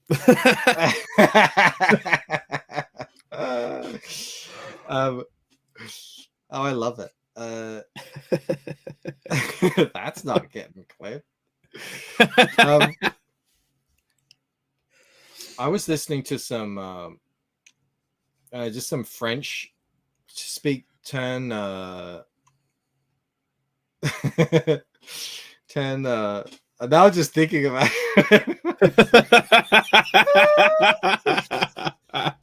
no one's gonna clip. Everyone always threatens they're gonna clip shit, but they never hopefully that ends up in something. Maybe that wizard kangaroo will start saying that. Yeah, I was YouTube recommended me this chick. She teaches French to English people, and it seemed like a pretty intriguing title. It was 10 words you're getting wrong or something, so I clicked on it, and I was amazed. She's speaking very clearly and slower than I guess a native French person would. I followed the entire video. It was 100% in French, without an issue, not a single issue. I was like, oh, that's interesting, and that never happened to me before, because when I listen to French, they're just speaking how they normally speak. It's very quick. French it's not as quick as Spanish, but it's getting there. And so I listened to a couple more. I was like, oh wow, I know so much more French than I thought I knew. So that was a cool revelation. And that was, oh shit. You dropped your gay card. And just knocked my earpiece out. That wasn't something that I meant to do or tried to do. That was just purely through, the kind of osmosis that I guess kids, that's how they learn languages as well. But that was cool. That was a cool experience. I still can't really speak it though. What, French? Have you not? So are you not actively trying to learn, or? Well, I have here and there, but I'm so busy. In our household, it functions a lot like a Star Wars movie. Like, let's say the French is like Wookiee, or when the droids talk. So they'll go, and then I will speak in English. Obviously, if we're speaking to each other, we'll speak in English. But if they're speaking to themselves, and I will be in the conversation in English. Bancroft's a foreigner in his own home. Like they're all talking in French. Like they're all talking about you behind your back in French. No, I understand them. That's the thing. But I don't. Oh, I don't okay. use their language. Well, that's interesting.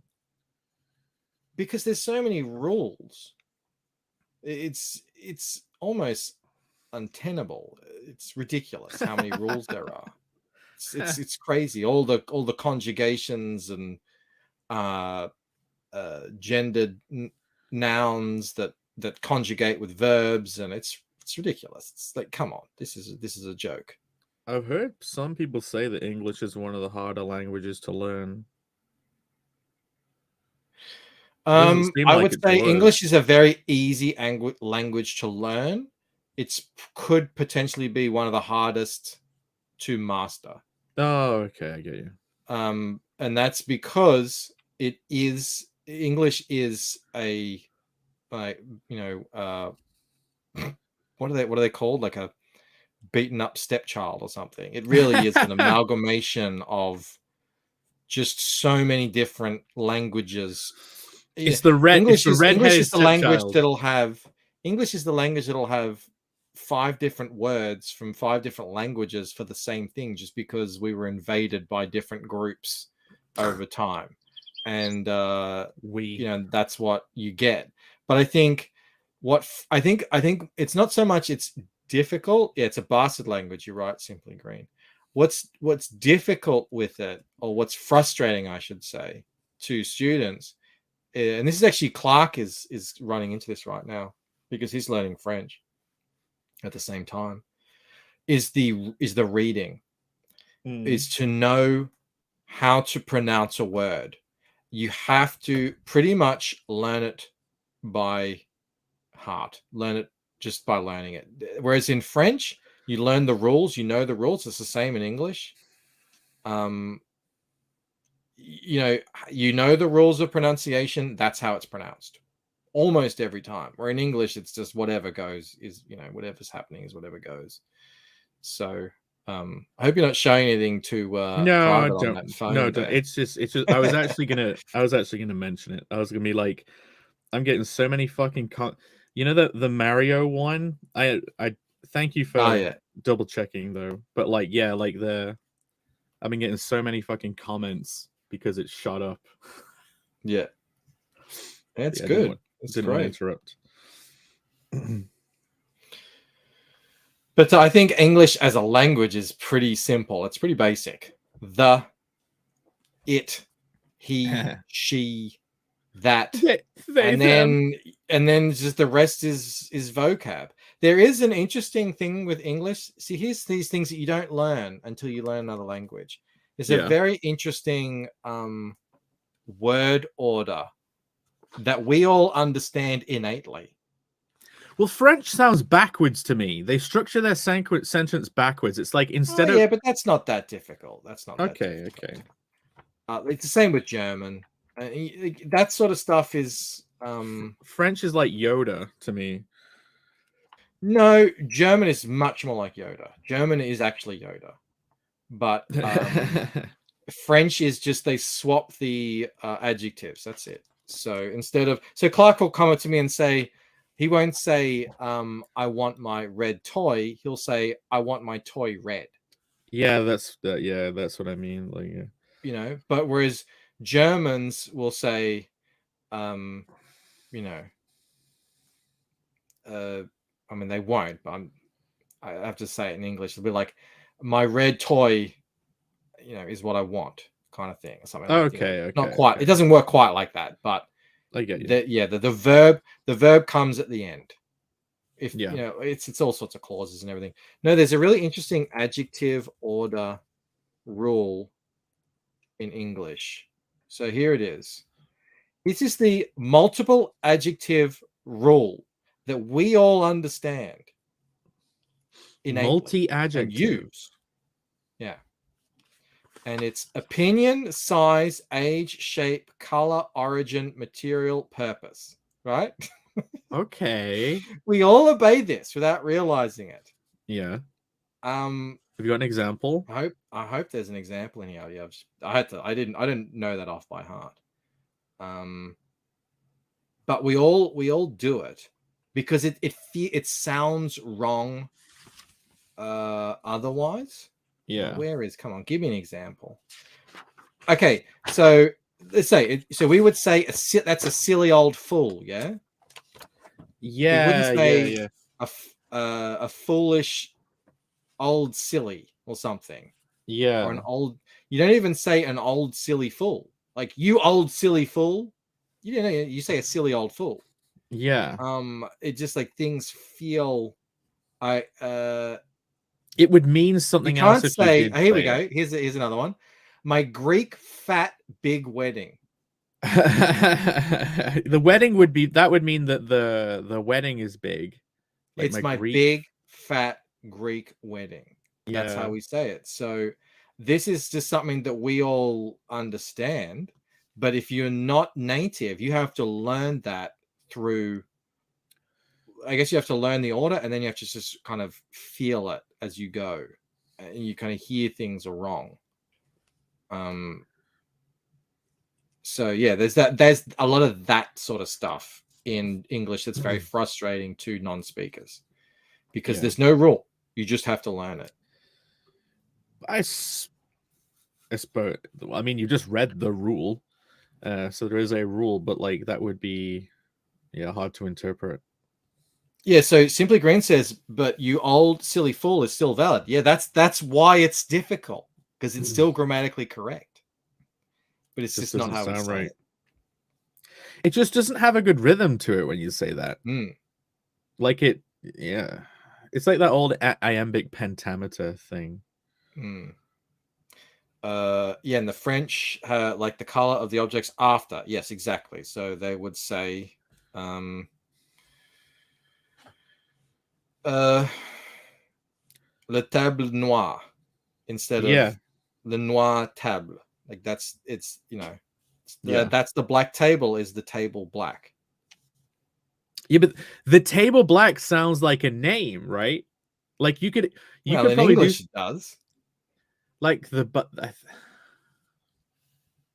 could. Do you see why I hate friggin' folds of clothing? You've done it. No, hours you've done this shit. You've done it pretty well, though.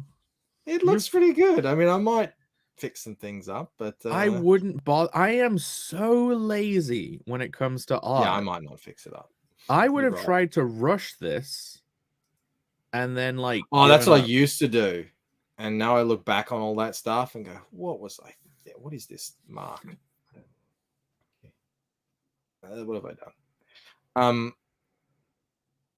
Yeah, that's what I used to do, and yeah, it got me into trouble. Fix things up, but I'm actually happy with that. When I started, I was like, "How the hell am I going to do this?" You know, I'm always like that. I don't know about you, especially on a stream. Yeah, I'm always like that. I'm like, "Oh, how am I going to draw this? I've got no idea. This is not my wheelhouse, sort of thing." You know. Especially we are joined, especially on a stream, by my dark twisted fago tree, as I like to say. Moromi says that's Latin for you. No, it would be crayon bleu. Sacre bleu. Yeah, crayon bleu. Yeah, and Clark is much more French than he is English. In terms of what he's into, he reads French amazingly. You wouldn't believe it. His English, he reads okay, but I mean, he's just French. And you ask him like, what do you prefer? I prefer French. Whereas Victoria was actually the opposite. So Victoria never really did this, but Clark does it. He'll say English sentences with French structure, and as well there's certain just little quirks to this. Is in every language. This isn't got anything to do with has got to do with French specifically, but say for instance in French, you don't say it is January. You say we are January. We are January. That's cool. Yeah, Well, so, yeah, like we're in January exactly. essentially. So he'll say that as well. Yeah. In English. You know? Okay. So, that sort of stuff. But someone can interpret that as just being poetic as well if they're an English speaker. Like, we are January. Well, it's cute while you're still young. Yeah. Like, it gets to a point though where it's like you've got to start. I prefer German, says Splatback. German is a beautiful language that gets a really, really bad rap because of, well, we know why. Why? Tell me. I don't know what you mean. Because of the only thing we see of it is a certain group of people from the 40s. Shiza videos. Oh, and that as well. They love Scheisse with that thing. I can't remember what it's called now. It's a double S. Scheissehausen. So it's a long S. Scheisse. The Hausen is a Z sound because it's just a normal S. Yeah. I don't even think it is. It must be Scheisshausen, I think. You know, whenever I think of the Germans, I genuinely don't think of the Nazis, like, ever. I try not to. I mean, they make it very hard. That's like all people. Make it hard. They just keep going with it. Really, I'm trying, but they just won't drop it. Trying over here, Jesus. Yeah. When I was in Germany, all the young people were really upset that was sort of like what they were being lumped in with. They didn't want that. Whereas now I look at the news and I just see a lot of white guilt over there, and it makes me sad. If you're going to have white guilt, I mean, it's probably the most apt. They have screwed over the world twice now. Actually, they're probably going for their third. They're going for their fucking within third. 100 years. Give it a fucking rest.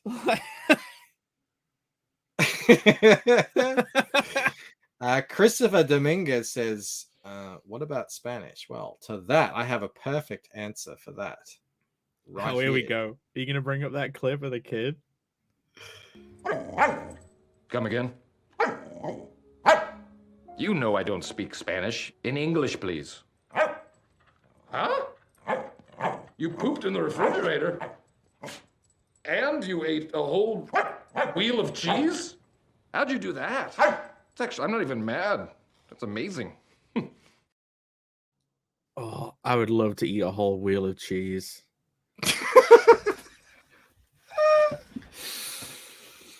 The insanity of it. White guilt. I mean, white guilt is, it's so bad. It's the cringiest shit. It makes people do the worst stuff. Can we just get rid of it? I am alleviated of all white guilt. It is great to be white. I love it. How great is it? Well, it has its downsides, obviously. We burn easily. But on the plus side, we photograph amazingly.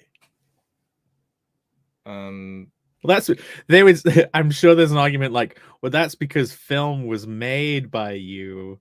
Oh yeah, right. It was made for that. Right. Yeah. They made film. Black people do look incredible when they get the sort of multicolored, spotlights, and they get the a green going over half the face. I love that lighting. I want to do that somewhere. It's black power light. It's bisexual lighting, but for black people. Well, I mean, the bisexual colors look great, but you can do green and orange, and there's amazing photos of that. My beautiful dark fit twisted Fago, she says Shane's white guilt is concerning. Do you think he has white guilt? I don't. Maybe that's what's concerning about it. The lack of. If anyone has any white guilt, please shed yourself of it. And the only way to do that is to go and listen to incredibly smart people tell you the true history of the world. And you will understand that everyone is almost in the exact same boat. I mean, we not had a single person walking this earth that is not a direct descendant of many thousands, potentially millions of the most horrendous evil bastards. Yeah. Well, it's just a single person. It's the human condition. It's like that whole Jordan Peterson thing is like, you're capable of it. If someone's done it, they're a human, you're a human, you're both capable of it. Like, oh yeah, absolutely. Jordan Peterson, Thomas Sowell. I mean, if you want to get really American, Thomas Sowell is actually bet as good as Thomas Sowell. If you want to get really American, is Larry Elder. Amazing. Okay. Larry Elder will give you a real good grounding on a much more modern take of race relations and everything like that. Jane Mack says, "Speak for yourself, Bancroft. My ancestors were innocent little angels who did nothing wrong ever." Even his shrews, even his shrew-based ancestors, they never attacked any other shrews. 40% Zed said, "If you wonder how white guilt got started, imagine if you were a wealthy group plotting to take over the world. You probably need to eliminate any country or people with a history of having some strength." Well, they've done it. They have done it. Micro says Larry Elder is running for president in 24. Yeah. Oh, the next election is going to be fucking horrible. It's going to be hell. The last one was hell. This is going to be hell. But probably entertaining. I don't know how every single time an election happens, it feels like an existential threat, and it's not even my country. Yeah. Sal is better than Elder. I mean, obviously, but I mean, Sal is much more. He's older. He is much more. He talks about things on a much grander scale, whereas Larry Elder is much more sort of on the ground. He does get into all that stuff as well, but they're both really good. I've listened to those guys a lot to get my facts straight. Some of my ancestors, says Simply Green, were French. It's a burden I've learned to live with. Hey, if you have ancestors that are French, console yourself with the fact that you are descended from the most winningest, successful military power in the history of Earth, and it ain't even close. There's not a single people in the world with more battle wins than the French, and it isn't even anywhere near close. Making up more words. Winningest. Exactly. I am the winningest. Well, actually, I think the second is Britain, actually. So the Brits did pretty well too. And we beat the French. So technically, they surrendered once, and they surrendered to the Nazis. The Nazis in the early 40s were something of a force to reckon with. If you're going to surrender, I mean, you might as well surrender to the Nazis instead of putting up a fight. Yeah, they were unstoppable for a while. If Hitler hadn't have gotten greedy, they might still be in power. That's how big they were. The two fronts. Yeah. Yeah, I think if Hitler had kind of reined himself in, he probably would have done a lot better. No, Hitler was an a-hole. Hitler ruined everything. We would be so much better off. I mean, obviously the world would be completely different if he never existed. He really did ruin a lot. That's my take on Hitler.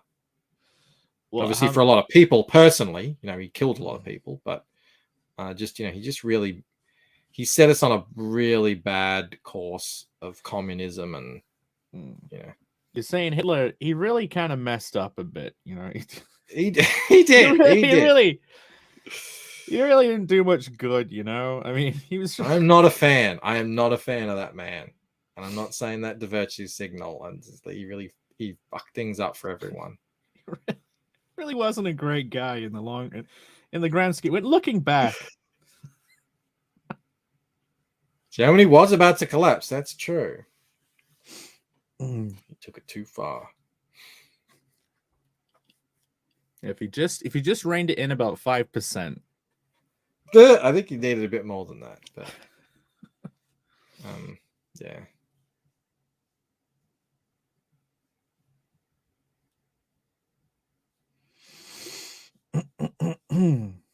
Bancroft dying on a controversial hill. I don't like that Hitler guy. That's a Norm Macdonald bit, actually. Occasionally the Diaz brothers will play Norm clips, and I'm just like, man, I could watch these for hours. I could watch them for hours.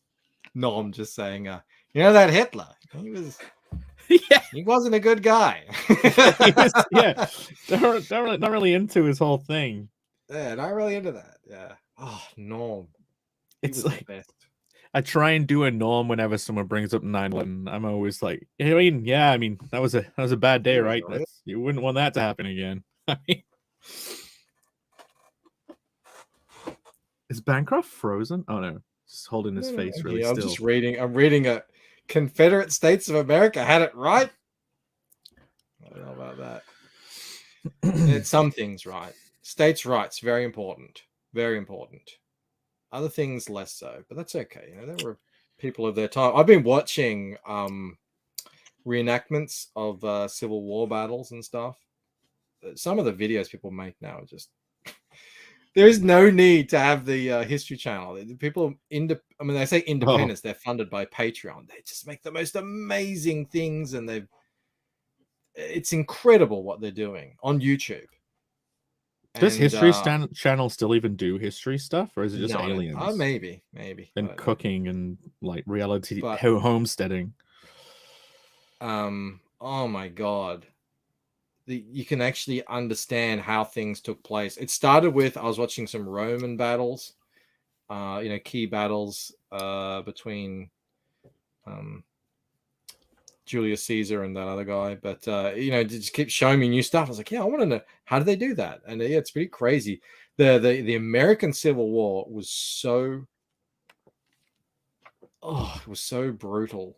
And I think it was brutal because it was just, imagine you and me just going at each other with a friggin' bayonet and the butt of a gun and shooting these things. I was like, they had these melees with. And I also as well have been watching Lord of the Rings, so I've been seeing the sort of melees and stuff. But to know that it's real, and they would get 20,000 men on a hill, just hacking at each other. Do you only see that as brutal because that's a closer time to us? And then if you think about like the Roman times, it would have been even more fucking brutal. But you don't think of it as because it's. That's a good point. I think maybe. I think it's the whole civil thing of it. The fact that they were, all Americans. You're your own countrymen and not like. Yeah. It's man, I'm so impressed by the stuff people are putting out there on YouTube these days. It's crazy.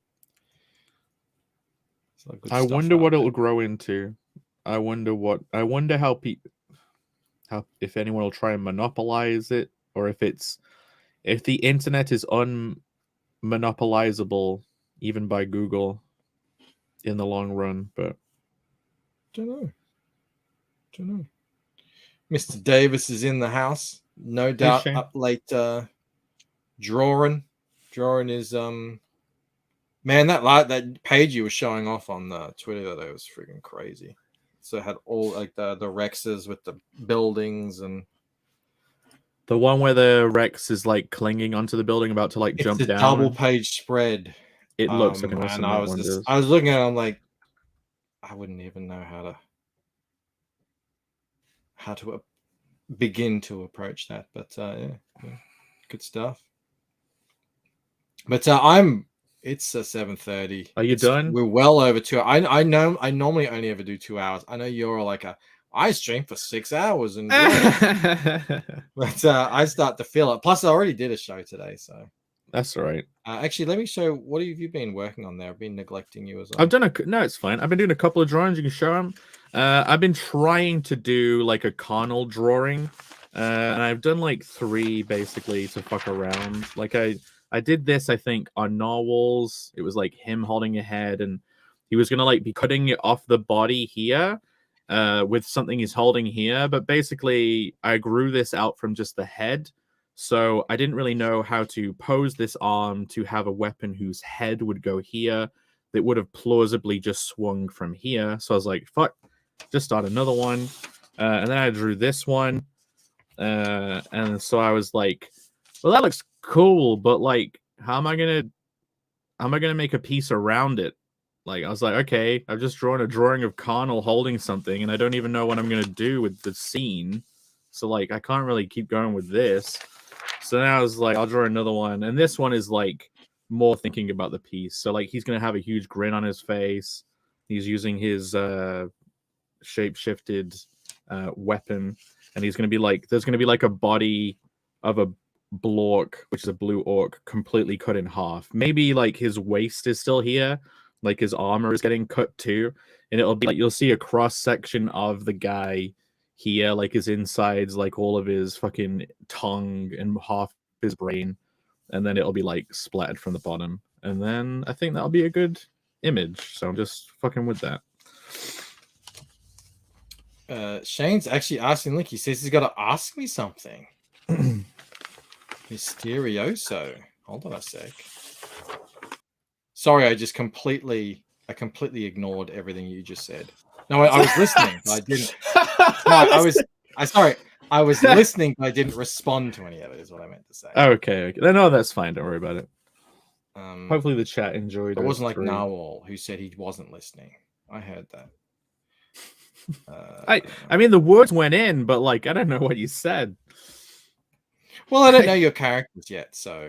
No, Michael Deitcher said Shane wants in to give his opinion on the card and the controversy.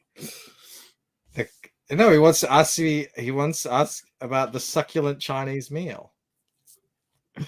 Michael's was a member chat. Hi, Shane. Oh, sorry. That's Hello. Me to discuss what? Oh, it's a video. It's an old viral video of some guy who gets arrested for eating a succulent Chinese meal. Oh, I wanted to just know, Michael, have you ever in real life seen a platypus? I have seen one in real life, but not in the wild. No, my brother has. My brother has seen one in the wild. So do they come out of the water, or are they always just like in the water? They stay in the water pretty much the whole time. But you know, they could be in shallow creeks. They're air breathers, so yeah. But I don't think they're made for the land. I'm just messing with you. That's not what I was asking. That's the big question. By the way, send me the link. On the top of your tongue. You're getting ready to get off. I was going to ask you something in the background. Okay, cool. All right. All right, everyone. Actually, before I leave, just do a zoom out. I mean, we really did nothing tonight, but look at that. Yeah, that looks good. Look at that. It's getting there. It's getting there. The thing working on is that tiny bit of drapery in the side as well. I know. Yeah, well, you know me. I can't. I don't do well with streaming and productivity.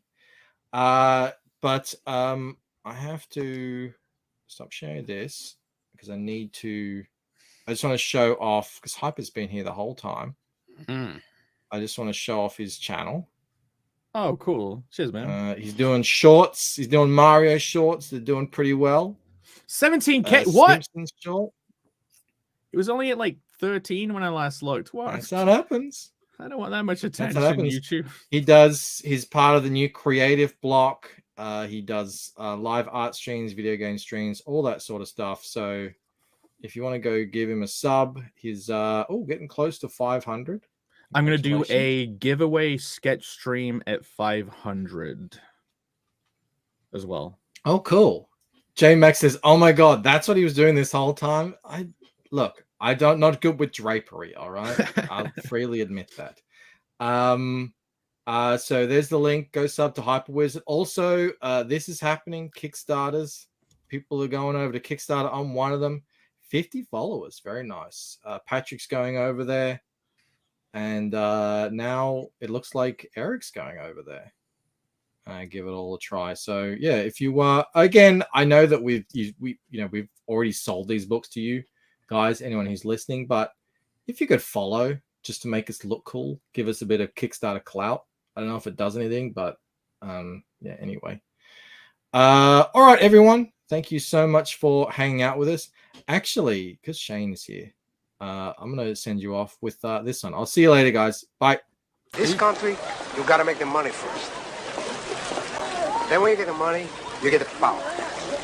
Then when you get the power, then you get the woman. That's why you got to make your own moves.